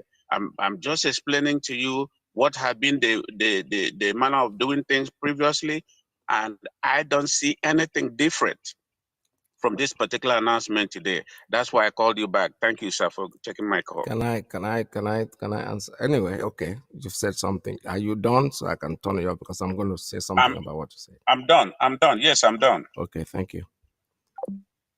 The truth is this. I have an inbox. If you want to make an announcement, I responded to the announcement because of the way I heard it. If you tell me beforehand, this is what I'm going to say, I will advise you not to. I will give the same advice. The people you are calling Chike Doziem, you calling Mazi Nnamdi Kanu, okay, they make announcements. But sometimes you let the moderator know what you're going to be talking about. Because I responded to it based on the fact that you said it. Everything took me by surprise, including Madam Haida's death. And I had told the last caller that I don't want to dwell on this anymore. It's done. I have said what I have said because of the way I heard it, and I responded the way I heard it. If there is an issue, it is always good to call the moderator because I always chip in an advice. I don't know who you're talking about, like I'm trying to protect anybody, but I'm trying to protect IPOB. If you want to, somebody is fired, memo has been sent to the person. Whatever they say, you've given the instruction. You don't even have the right to, nobody has the right to ask you anything. And for you to respond to anybody means making a show of the whole thing. If you respond, you've given a memo to the person concerned, he is gone, he is gone. Let us stop this washing up dirty in the public. It doesn't concern anybody. And the people, first of all, when Nnamdi Kanu or Chike Doziem comes to make a broadcast, they do. They have cogent reason for what they are doing. These people we are talking about now, I can't question any of them. The regional coordinators, if they want to make an announcement, let them probably let them go to Chike Doziem and let him make the announcement, please. We're trying to protect our union. We are not joking here. For me, I am not objecting to because I know who is being suspended or whatever. I don't know any of them. So I have treated this case. Next time, if you want to make an announcement, please send me an inbox. Let me know what you're going to be talking about. Because I've had these issues over and over. A lot of people, if you come in and you say something you don't want me to know about before you say it, it might pass through. But on the other hand, it may not pass through. I am the moderator. This is my platform. I am doing this work for now. Any other person can take it over tomorrow and do whatever he wants to do. But I don't want to allow people to come in here and say whatever they want to say because they think they can say it. No, it is not right. I'm so sorry if you feel so sad, if you felt insulted. I didn't mean to. Like I said before, I responded the way I got it. If I was told about this announcement before now, I would probably advise all the people that left, including those who said Nnamdi Kanu gave them a message, gave them that. This is exactly the same thing I had with them. They come into the radio, they want to, I call it bullying. They want to bullying me into their ideas. I won't do that. I won't be part of it. No, absolutely not. That's how I saved this station. Because I didn't, if you want to talk in advance, one of them even called me in advance to say, this is what I'm going to say. And I said, no, you can't. And he said, why do you have to stop me? I said, okay, go to a former. Former is the media head. Tell a former what you want to say. Let the instruction come from a former, not from you directly. So I don't mean to insult anybody. I respect every officer. God knows the truth. If you have a job, they give you a job and I'm introduced to you like this is what you do, I will obey it. I would respect it to the core. But if you want to say things in the future, please let me know. Inbox me in advance and tell me what you want to say on the radio, please.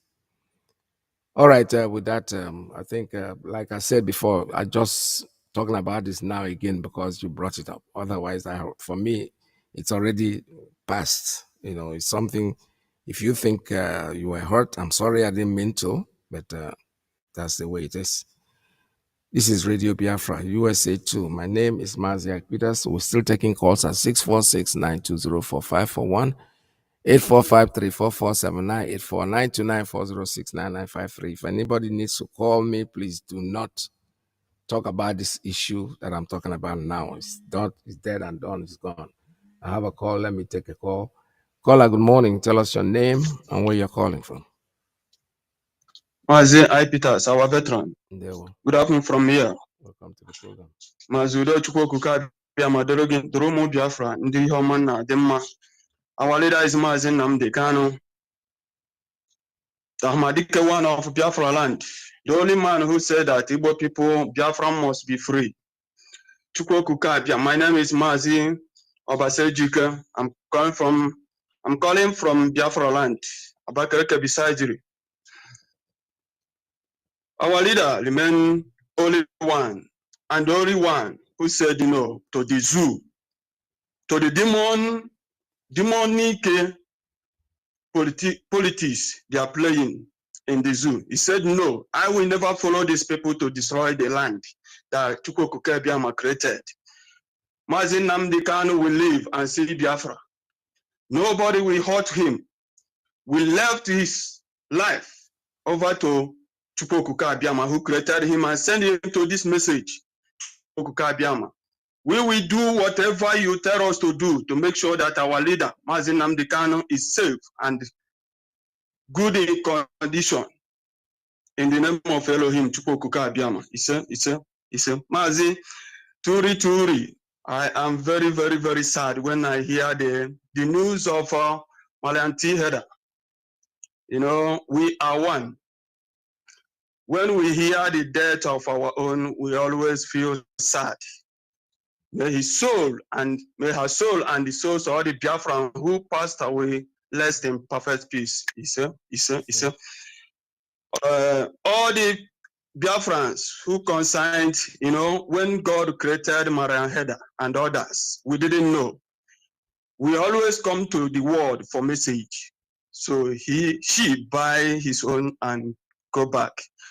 And she will continue fighting until our nation delivered from the hand of British.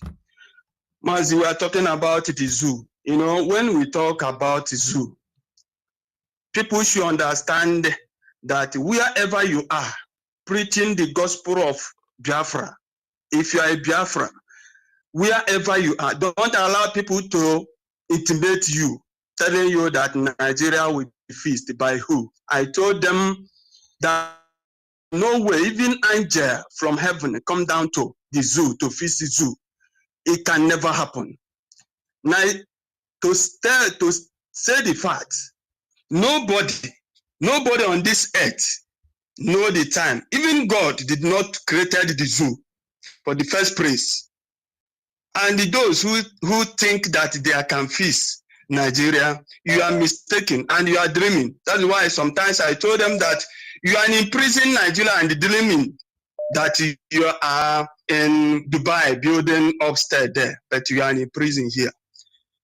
These things we're supposed to know by now that Nigeria is not for us. Nigeria, we can never breathe in this construction called Nigeria. The area is better. We hammer these things since hammering it, telling our people the truth about Nigeria. But no, somebody want to fix Nigeria. The same thing that the people who calling themselves religious leaders, man of God, man of this, nobody is man of God different from others. All of us, as we are talking, nobody is more than each other. You can never find God anywhere. God is in the heart. God is in heart. That is why some people will be jumping up and down, telling you that they want to kill Ekwensu. How? God who created Ekwensu created it for purpose. You ordinary human being, you will tell the same thing with Nigeria. Igbo man are jumping up and down that he wanted to fix Nigeria for them. He want to fix a terrorist country for them, which they know that now no a good human being can rule Nigeria, and you are jumping up and down. The area is better. Biafra is our religion. Biafra is our identity. We thank God and we still praising Elohim by sending a true leader, because we normally say something. We read Bibles where Chukwuokuka Biama promising their own people that when I wanted to save you, I will send a true leader who will love you, who will know your heart. And that is why Nnamdi Kanu is here today, suffering in the DSS dungeon because of us.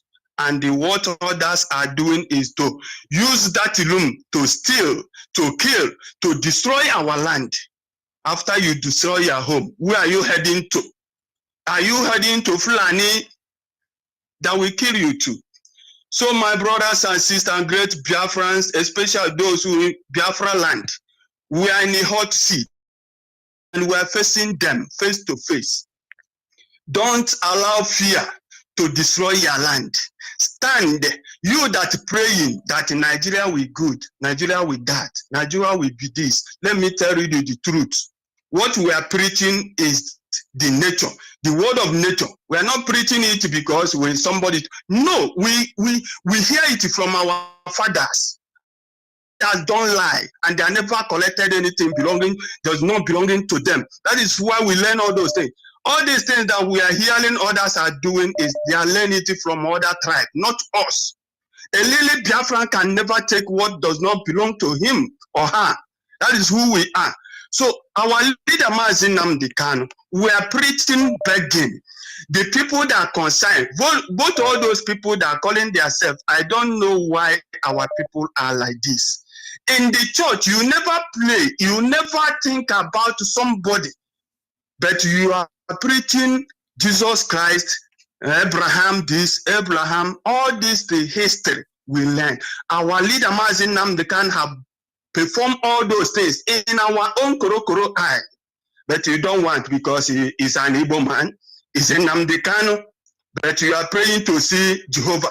You are praying to see Jesus Christ again, but you don't know that Jesus Christ can come through anybody preaching the word of Elohim. That is why our people are hypocrites in nature. All of them, you are going to church to do something, and they are preaching you that in Abraham stay how many years before have a one child, and that one child God came and tell Abraham, use this your only child, only son and sacrifice, and he did not say no. Let me ask you, as a human being now, can you do that? Can you sacrifice your own child? Even if you want to do, and the Chukwuokuka say you should do, if you try to do it, can the Nigerian government or the whole world will allow you to kill the child? They will tell you that you committed something. So the whole world is moving ahead, changing all those things. What we are demanding is to freedom leader and freedom of our own nation. We are not Nigeria and it can never be. Nobody will force us to be Nigeria anymore. We must go back where we come, where we are before British came. Mazi, Merohim, all the Biafrans support ESN and train yourself hard. We are moving forward. Thank you very much, sir. Thank you so much. All right, thank you for your call. This is Radio Biafra USA 2. Nigeria has no problem. That has a problem cannot be solved. It's a rotten foundation that needs to be dug up and trashed. And that's exactly what we are up here to do. We are not trying to destroy Nigeria, actually. We're trying basically to get our own freedom. They can do whatever they want to do with their nation, whatever way they try. Okay, let me try this number. Caller, good morning. Tell us your name and where you're calling from. Caller, good morning. Tell us your name and where you're calling from. The same number has been having issues. All right, like I said before, the Nigeria's problem, at the end of the war, there was a meeting that was held that could have saved that nation called Nigeria, between Ojukwu and Yakubu Gowon. But Gowon actually saw the light. But when he come back, the British High Commission, the people that would benefit from the division, from the catastrophe, from the chaos that was going on at the time, too quickly told him, something, you have made a mistake by allowing these people, because if these people go, you are going to suffer, you're going to beg them for food.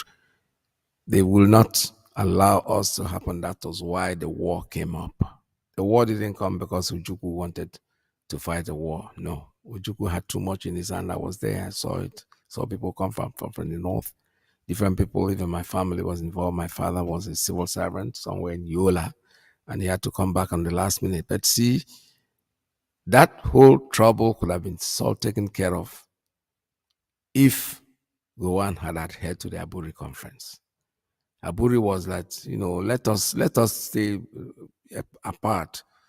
As still Nigeria, though, there was no question of Biafra. Nobody even thought about anything called Biafra. We're going to stay apart, and then we'll do our things, and we'll pay whatever percentage we have paid to the central government, which is done in most countries. That's the way it is running here in America. The New Jersey, New York, Pennsylvania, and all those, they have their states. These are all states, separate states. And then we could have had the same thing, but still be Nigeria. Then everybody will manage his affair and make sure that whatever money they get, they utilize it for their people. No. They didn't want to do that, because if they do that, it means that the British man will not steal the oil anymore. He will go there, he will pay for it to take it. If he goes to Goniland, go to Bayelsa or Ijoland to drill oil, he's going to take the oil, he's going to pay the Ijo people to make sure that they live well.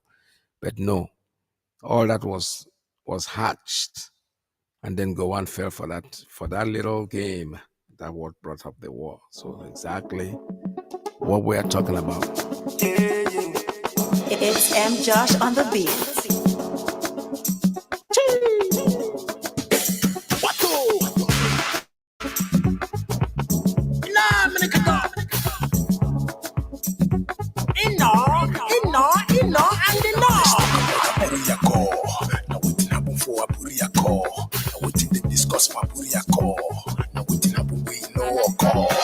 Let's talk about Aburi. Now waiting happen for Aburi. Now waiting they discuss for Aburi. Now waiting make way no call. After 54 years in Nigeria, still they shake to break. After 54 years in Nigeria, still they shake to separate. Life's don't go, people don't buy, things don't spoil. All right, I have a call. Caller, good morning. Tell us your name and where you're calling from. Yeah, that's a good afternoon, sir. Welcome to the program. It's still your boy Nwabufojo Much calling you from the city of Girona, Spain. So I just want to appreciate all of you guys working on this hallowed platform, and I thank the Almighty God for the life of my leader, His Excellency Nnamdi Kanu. I thank him for his life and other things, So please, I just want to make a little bit contribution concerning the first caller of your program today.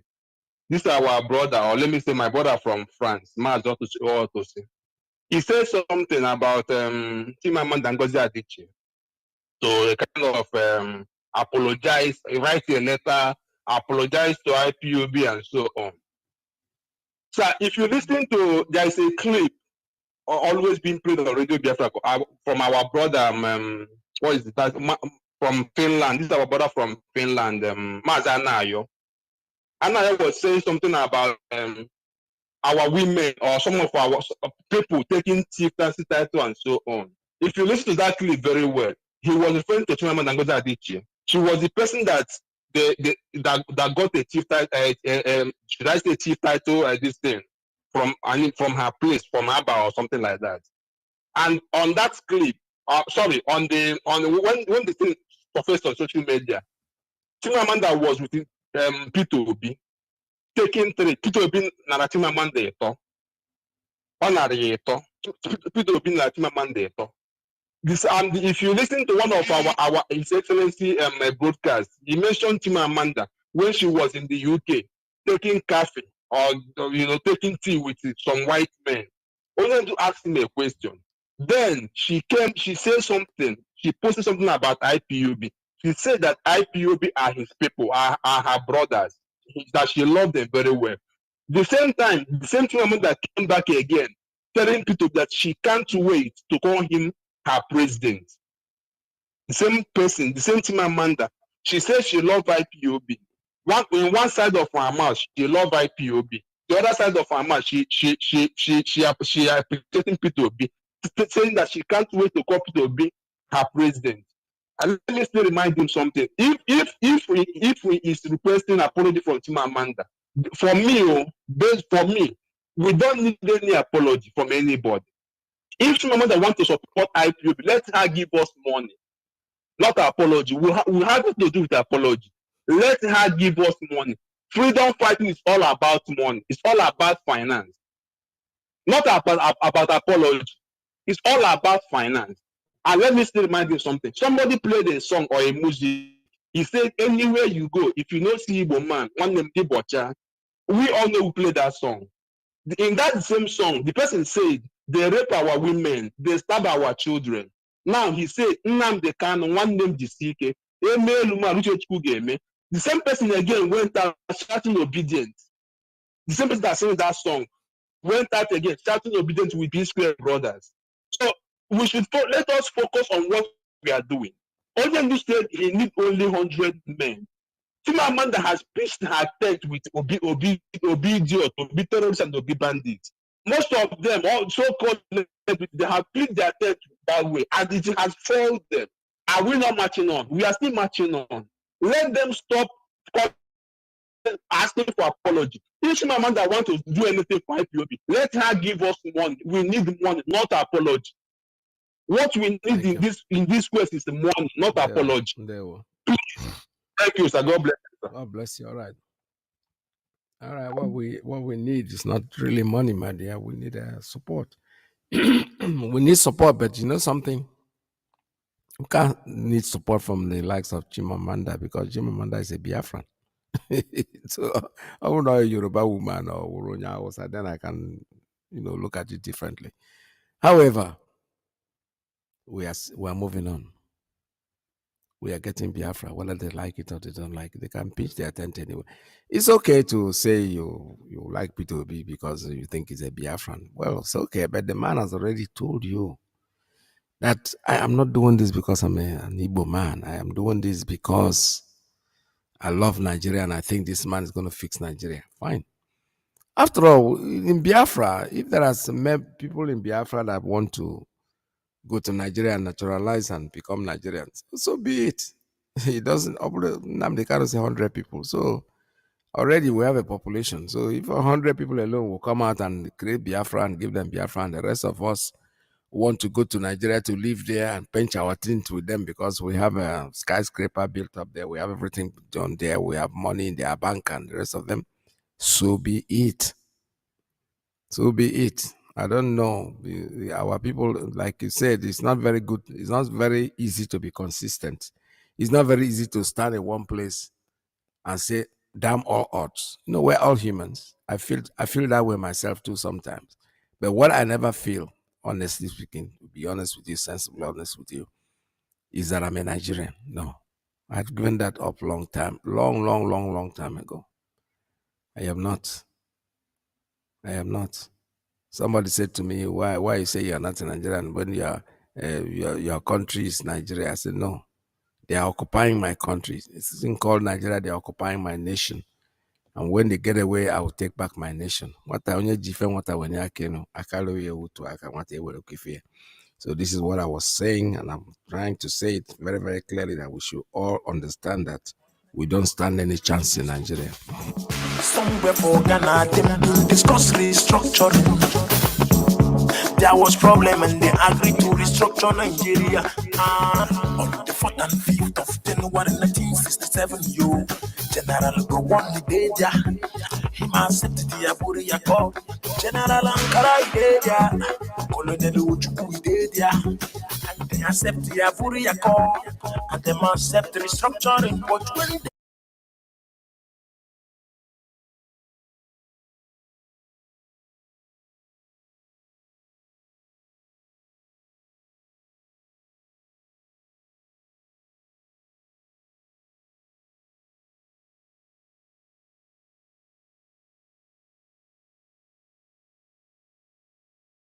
the date to come and start. He's a family man, he's still asleep. All these young boys. This is what I wanted us to talk yesterday, but you say you were going to call me back. Yes, I went to Ago. One of my friends, one Igbo guy. So his wife is celebrating their baby's birthday. And they say I must be there. So that was why I said, let me call you back. So you have Igbo friends? I have a lot of them now. You have a lot of them? Plenty safe. If I go... Alozie, congratulations. Thank you very much, Kule. Thank you very much. Yes, sir. Honestly, I accept your congratulations, even though I'm PDP. Because I remember one time when the fighting in Borno, when our people were being killed left and right. Then, what is it, Alozie? Do you remember one time when our people were being killed in Borno State, left and right, Bauchi, Gombe, everywhere in the north? Of course. I remember you were saying that was there any Southerner among us, we were the one killing ourselves. I always remember this statement, Mr. Kule. But look at this today now. Today, our brother is in charge, and I'm sure he made it clear to the world. The first thing he said was that he was moving the command of Nigerian army to Maiduguri until when Boko Haram is over. So if not your brother as the president, who will do it for you? But we could have done it to anybody in Nigeria. But you can see that some people refuse to do it for us. So really, really, today I understand why we have to have the presidency, honestly. No, it's like that, Kule. Kule is like that. Because how can anybody convince us that some miscreants cannot be dealt with by Nigerian army? Why can't we believe it was deliberately left? Even if there is no involvement of government hand in it, why can't we believe that it was deliberate? Let them kill themselves. Well, it has come out even very clear, because it was at a point in our campaign, they were saying that by the killings of Boko Haram, there will be no population again. In fact, let me tell you why the North insisted that Jonathan has to go, because we had the plan that if Jonathan continues, the same problem will happen in Kanu, the same problem will happen in Sokoto, the same problem will happen in Jos and everywhere until when our population is depleted. No. We have had a wonderful experience, honestly. In order to avoid the problem, that's why I said the people. So whether he accepted or not, the North was clear voting now. What could he have done? Remember what Babangida did for us? Babangida, you see, what happened was, even when Babangida did it, you understand? Do you get me? The bulk of the population that voted was from the North. And Rini said it. Since Babangida was in Abuja, Governor Rini of Kano State, then, former governor of Kano State, he said, if there's Siwa in Abiola in Lagos, Abiola Babangida will have said it is Yoruba that did it. So Abiola should fly to Kano, they will swear him as president, and they'll stand their ground. Before we know, they rallied around Abiola, they said, don't go to North, if you go, they will kill you. Maybe so happened. Do you understand? No. So, but I'm coming now. So Babangida got the... Babangida has incarcerated him for many years. I'm coming now. I'm coming. Before we are talking about the cancellation now, the cancellation of the elections. And two, didn't you not see that even from the West, there were people who supported there are big men who joined in the cancellation of the elections. But whatever it is, at that time, it was nobody was killing the Yorubas left and right. Babangida was virtually betraying everybody. And today, have you not seen him on TV? Have you not seen how he was looking? Is God not wonderful? Did you not see Babangida? Even though I have promised, as from today, so long as he's my brother from the north, even if he's eating everybody in Nigeria fresh, you come out with Nigerian man leg eating, I will not say it's bad again. Because I have learned how to support my people from what I have seen with Igbos and some people in Nigeria with Jonathan. Man, you must thank God for Yoruba. Yoruba supported by otherwise we don't have come. No, I'm coming, please. I'm coming. Let me tell you one thing. I'm coming. Listen to me, Kule. A section of Yoruba supported Buhari. Listen to me, please. Let us make this thing clear. You understand? We are all politicians. Yes. The Tinebus, since 1960s, since the Oyibo left the country, Yoruba was told one word. We are first Yorubas. You are first Yoruba before you are a Muslim, you are a Christian or Nigerian. Yes. So or not so? Yeah, you are right. Abi? Okay. Yes, you are right. Now, all along, a Yoruba man, whoever he is, whether Muslim or Christian, preferred anybody in this house to rule him than a Hausa man from the north. That's the truth about it. So, fortunately, I'm coming, sir. Let me learn. Fortunately, the center is controlled by non-Muslim, non-Northerners. Are you getting me? And Jonathan, fortunately for the North, Jonathan decided to use religion and slash the Yorubas to the extent, for the first time, Yorubas were divided religiously. To the extent Muslims, Yorubas stood their ground and said they were not supporting Jonathan. They even refused to attend the meetings of the Jonathan. The papers are there, their statements are there in the papers. So or not so, sir? No, I like this. It is there. That's the truth. It's there. Even when he went, there were some few Muslim leaders who met Jonathan. The Supreme Council of Islam of Western Nigeria or Yoruba land came out clearly and said no, they disagreed. Do you get me? We know the population of Yoruba, close to 80%, or let's say close to 60% are Muslim. This man constituted a national conference. This is the Yorubas that were saying it. We read it and we had them saying it.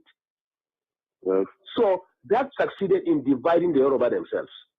Now, two, the humiliation, whatever they did to us, our own was that let them kill us and reduce our population. But at least they still know that we are significant politically and they allowed us to maintain some position. But in the case of Yorubas, they were sliced out of the whole system. So or not so. That was how Tinubu and the Boko Haram, if we have to talk about Boko Haram, it's not from the south now. I am coming now. Let me forget about Boko Haram now. We brought about the Yoruba politics. Now, Tinubu and the Yorubas generally carried what happened to them and went to Kaduna and met them in Kaduna and begged them that we have to put our head together. Look, sir, let me tell you the truth and find out. At a point, the Yoruba, being humiliated under Jonathan, were even considering to cut off and put their Oduduwa Republic. But they realized if they do that, the Igbos were completely in charge of finance, civil service, security, and everything. If they dare do that, now East and the North, they enjoy exactly. I'm coming now. The Yoruba now. You didn't benefit at all. I'm coming, yes. The Yoruba at a point, the Yoruba intelligence at a point realized that if they cut off, the Igbos will finish them. If they stay as it is and Igbo continue ruling, they will be completely finished. Before Jonathan, significant part of the economy, who are the accountants are Yorubas, who are the judiciary and lawyers are Yorubas, who are the civil service are Yorubas. Today you can't find any one of them. So or not so.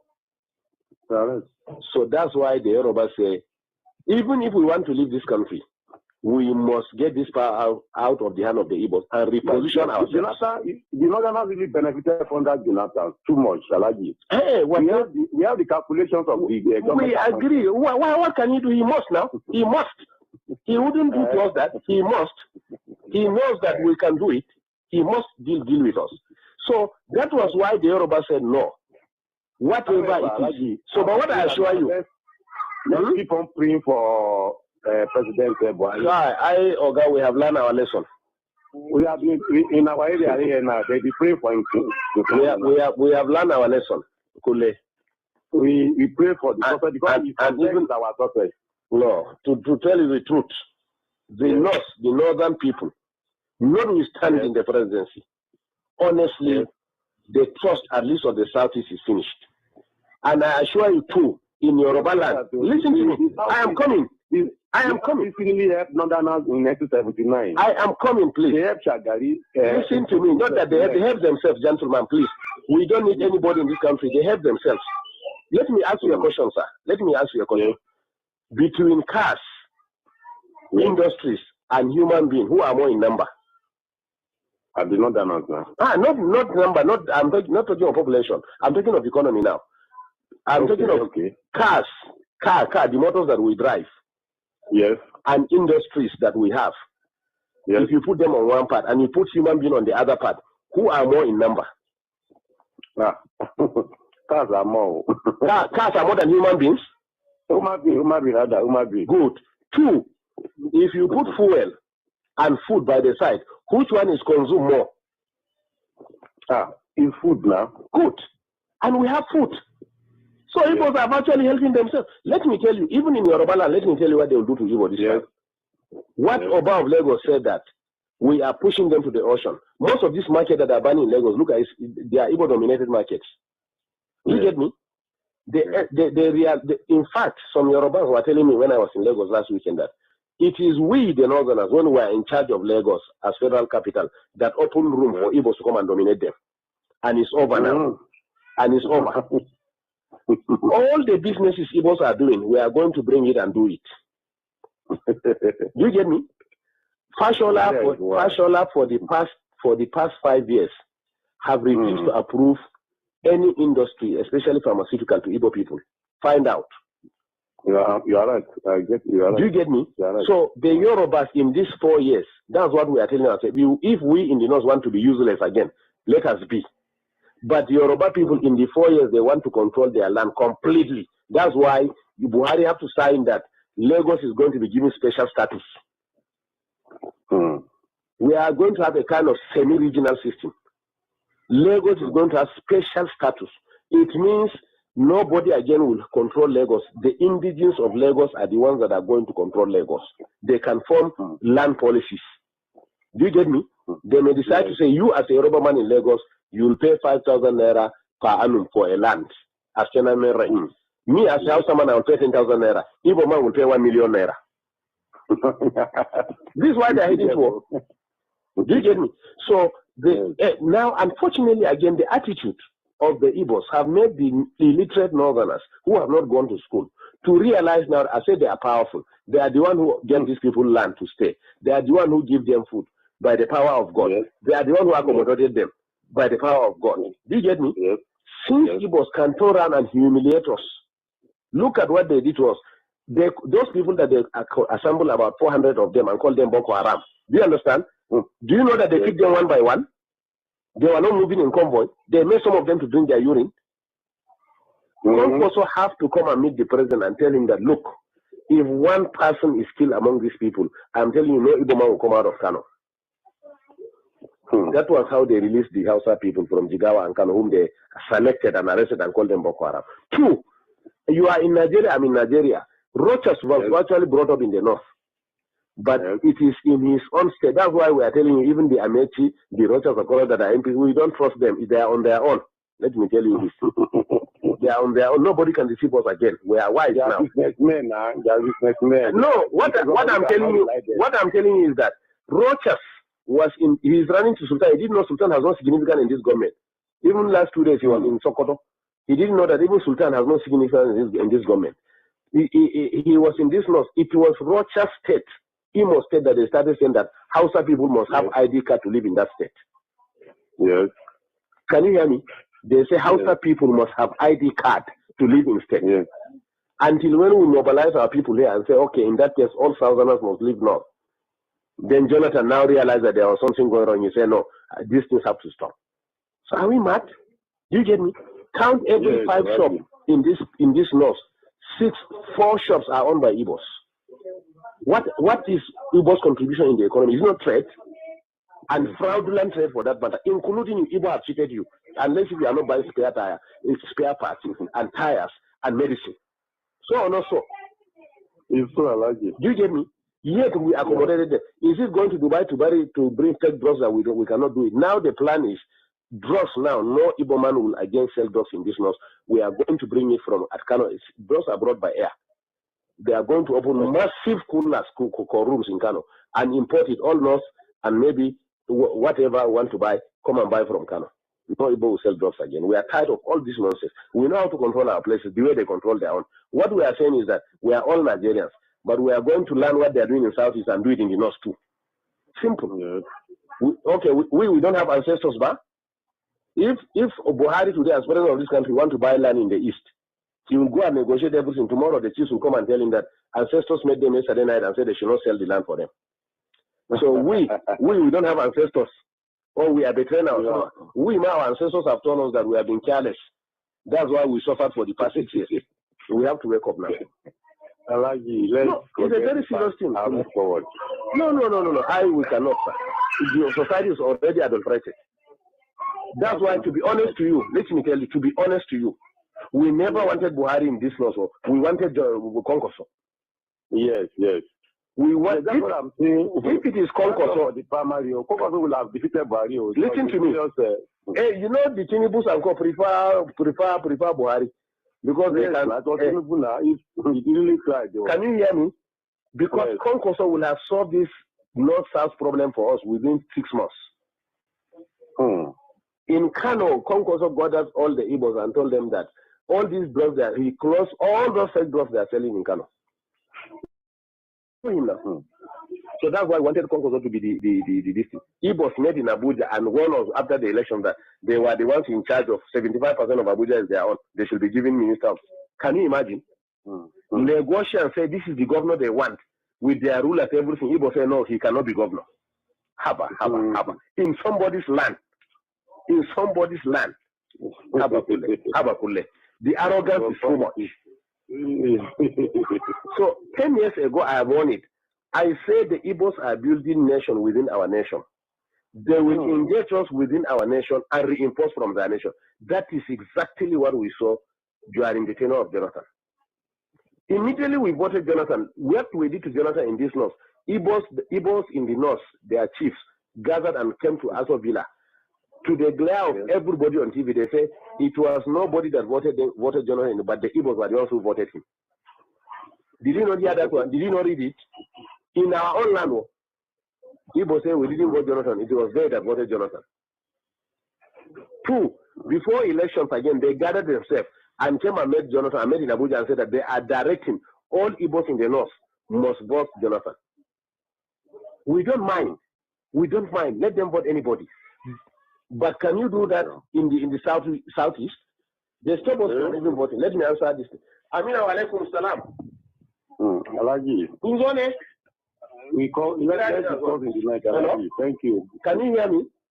In the southeast, all houses in the south from voting. Find out. Yes, find out. But yet in our own land, they will stand and say that it is their problem that forced above Lagos to say that if they try to frustrate the decision of the Yorubas, they will send them to ocean. And I'm telling you, after 4 years, at least not we are liberal, but in the southwest, after 4 years, Igbos can never be useful and relevant again in the southeast. Wait and see. In fact, the plan of APC is that they are going to make alliance of northwest economic development. The west has the ocean. Can you hear me? Yes. The north has agricultural produce. Yes. So what they are going to do, the government is going to develop all the agricultural and mineral resources in the north. And then they will put primary industries here. And then go and export, finally finish them in Lagos or Southwest and export them and bring back the money and share it between the two regions. Let them bring their oil. This is the plan on ground. Let's just pray for success of General Barry. For that, the success is our success. For that, we can benefit better. It's true. That's our prayer now. That's our prayer here. Everybody is praying for his success for that. Which is successful. Everybody is successful. May God help us. No, but not to the extent of living the way we are. Our prayer now is that may God remove the influence of the Southeast in our region. That's all what we are praying left and right now. I'm telling you. Alozie, okay. No. The Boko Haram, these people are catch red-handed with bombs. Who are supplying the weapons? Who killed General Shua? The thing we don't know. They were saying that they were revenging what they did to them in Biafra. Biafra was a war. It was a state war, trying to bring them back to the nation. No, so. Do you get me? Some useless videos started Boko Haram, but there was hand. Don't worry, investigation will reveal everything now. Don't worry. We were just exercising patience, looking at what is happening. That is typical Boko Haram. That's how we are. We just look at what is happening. But we drew a line. 2014, 2015 they call it. It is the end of it. Whether anybody wins or don't win is okay. That was our decision, honestly. And they met in Enugu and listen to me. They met and saw it that in the event of cutting it, why will they put their people? That's why the man has to surrender now. Let him. In fact, some of us preferred him to have been resistant, so that we redefine this country. I'm telling you. A lot of casualty will remain. Nothing like killing. Let everybody go his way. Ha! Is it not rain that is falling in the north now? We have the food. What is oil? Look at Niger. Rano is still selling oil. He's bringing it from Niger. What is the big deal? It is when they met and saw the danger of any attempt. That was how they surrendered. But honestly, we have already made up our mind. Because we said to ourselves, if you don't, even if you stay, they are going to kill you. Abi? Under Jonathan, from Nnamdi Sambo down to the lowest person in the north is a Boko Haram. They can pick you whoever you are. We know that. At least we are part of the system. Thank you, Kule. Bye-bye. Thank you, sir. Thank you. Yes, sir. Yes. Alozie, congratulations. Thank you very much, Kule. Thank you very much. Yes, sir. Honestly, I accept your congratulations, even though I'm PDP. Because I remember one time when the fighting in Borno, when our people were being killed left and right. Then what is it, Alozie? I said, do you remember one time when our people were being killed in Borno State, left and right, Bauchi, Gombe, everywhere in the north?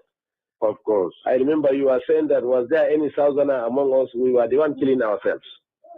I always remember this statement, Mr. Kule. But look at this today now. Today, our brother is in charge, and I'm sure he made it clear to the world.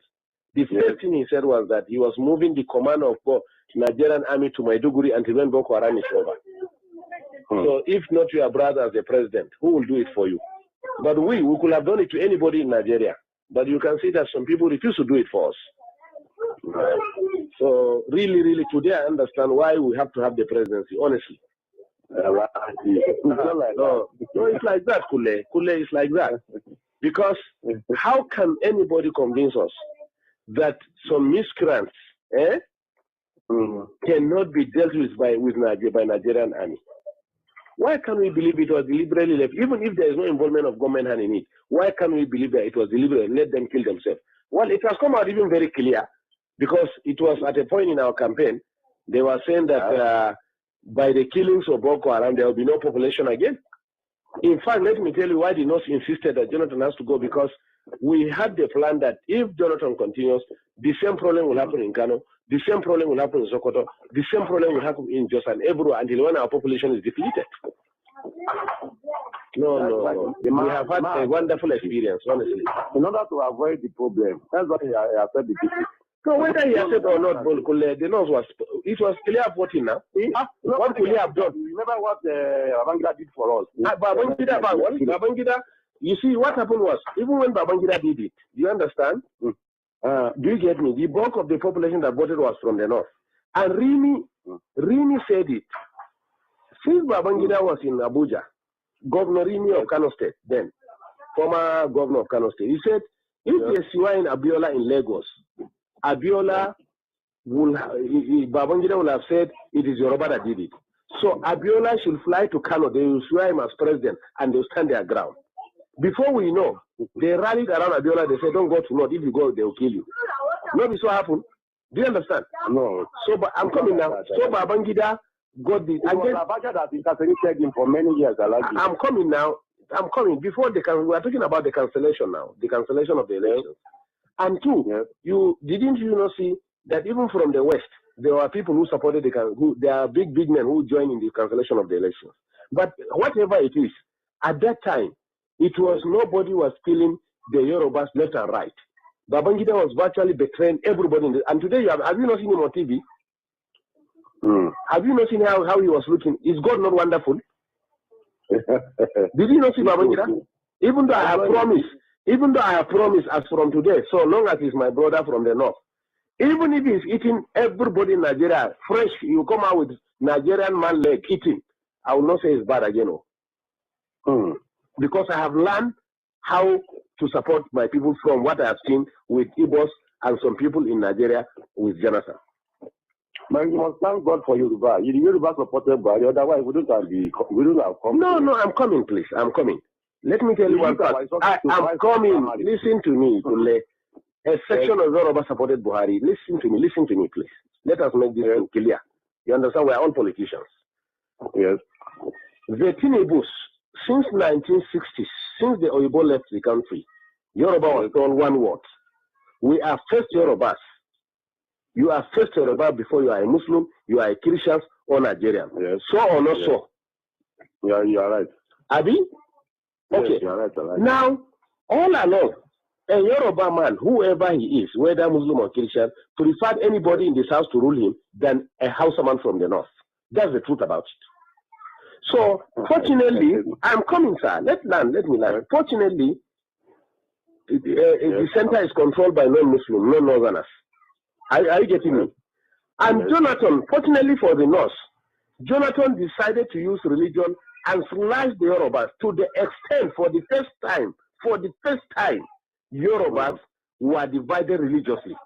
To the extent Muslims, Yorubas stood their ground and said they were not supporting Jonathan. They even refused to attend the meetings of the Jonathan. The papers are there, their statements are there in the papers. So or not so, sir? No, I like this. It is there. That's the truth. It's there. Even when he went, there were some few Muslim leaders who met Jonathan. The Supreme Council of Islam of Western Nigeria or Yoruba land came out clearly and said no, they disagreed. Do you get me? We know the population of Yoruba, close to 80%, or let's say close to 60% are Muslim. This man constituted a national conference. This is the Yorubas that were saying it. We read it and we had them saying it. Yes. So that succeeded in dividing the Yoruba themselves. Now, two, the humiliation, whatever they did to us, our own was that let them kill us and reduce our population. But at least they still know that we are significant politically and they allowed us to maintain some position. But in the case of Yorubas, they were sliced out of the whole system. So or not so. That was how Tinubu and the issue of Boko Haram, if we have to talk about Boko Haram, it's not from the south now. I am coming now. Let me forget about Boko Haram now. We brought about the Yoruba politics. Now, Tinubu and the Yorubas generally carried what happened to them and went to Kaduna and met them in Kaduna and begged them that we have to put our head together. Look, sir, let me tell you the truth and find out. At a point, the Yoruba, being humiliated under Jonathan, were even considering to cut off and put their Oduduwa Republic. But they realized if they do that, the Igbos were completely in charge of finance, civil service, security, and everything. If they dare do that, now East and the North, they enjoy exactly. I'm coming now. The Yorubas now. You didn't benefit at all. I'm coming. Yes, the Yoruba at a point, the Yoruba intelligence at a point realized that if they cut off, the Igbos will finish them. If they stay as it is and Igbo continue ruling, they will be completely finished. Before Jonathan, significant part of the economy, who are the accountants are Yorubas, who are the judiciary and lawyers are Yorubas, who are the civil service are Yorubas. Today you can't find any one of them. So or not so. So that's why the Yorubas say, even if we want to leave this country, we must get this power out of the hand of the Igbos and reposition ourselves. The Northerners really benefited from that Jonathan too much, Alozie. Hey, we have the calculations of the government. We agree. What can he do? He must now. He must. He wouldn't do to us that. He must. He knows that we can do it. He must deal with us. So that was why the Yoruba said no. Whatever it is. So, but what I assure you, let's keep on praying for President Buhari. Oga, we have learned our lesson. We have been in our area here now. They be praying for him. We have learned our lesson. Kule. We pray for the prophet because and even our prophet. No, to tell you the truth, the northern people, notwithstanding the presidency, honestly, the trust at least of the southeast is finished. And I assure you too, in Yoruba land, listen to me. I am coming. I am coming. This really helped Northerners in 1979. I am coming, please. They helped Shagari. Listen to me. Not that they help themselves, gentlemen, please. We don't need anybody in this country. They help themselves. Let me ask you a question, sir. Let me ask you a question. Between cars, industries, and human beings, who are more in number? I do not know now. Not number. I'm not talking of population. I'm talking of economy now. I'm talking of cars, the motors that we drive. Yes. And industries that we have. Yes. If you put them on one part and you put human being on the other part, who are more in number? Cars are more. Cars are more than human beings? Human being. Good. Two, if you put fuel and food by the side, which one is consumed more? In food now. Good. And we have food. So Igbos are actually helping themselves. Let me tell you, even in Yoruba land, let me tell you what they will do to Igbo this time. What Oba of Lagos said that we are pushing them to the ocean. Most of these markets that are banning in Lagos, look at it, they are Igbo-dominated markets. You get me? In fact, some Yorubas were telling me when I was in Lagos last weekend that it is we, the Northerners, when we are in charge of Lagos as federal capital, that open room for Igbos to come and dominate them. And it's over now. And it's over. All the businesses Igbos are doing, we are going to bring it and do it. You get me? Fashola for the past 5 years have refused to approve any industry, especially pharmaceutical, to Igbo people. Find out. You are right. I get you. Right. Do you get me? Right. So the Yorubas in these 4 years, that's what we are telling ourselves. If we in the North want to be useless again, let us be. But the Yoruba people in the 4 years, they want to control their land completely. That's why Buhari have to sign that Lagos is going to be given special status. We are going to have a kind of semi-regional system. Lagos is going to have special status. It means nobody again will control Lagos. The indigenes of Lagos are the ones that are going to control Lagos. They can form land policies. Do you get me? They may decide to say, you as a Yoruba man in Lagos, you will pay 5,000 naira per annum for a land. As me as a Hausa man, I will pay 10,000 naira. Igbo man will pay 1 million naira. This is why they are heading for. Do you get me? So now, unfortunately, again, the attitude of the Igbos have made the illiterate Northern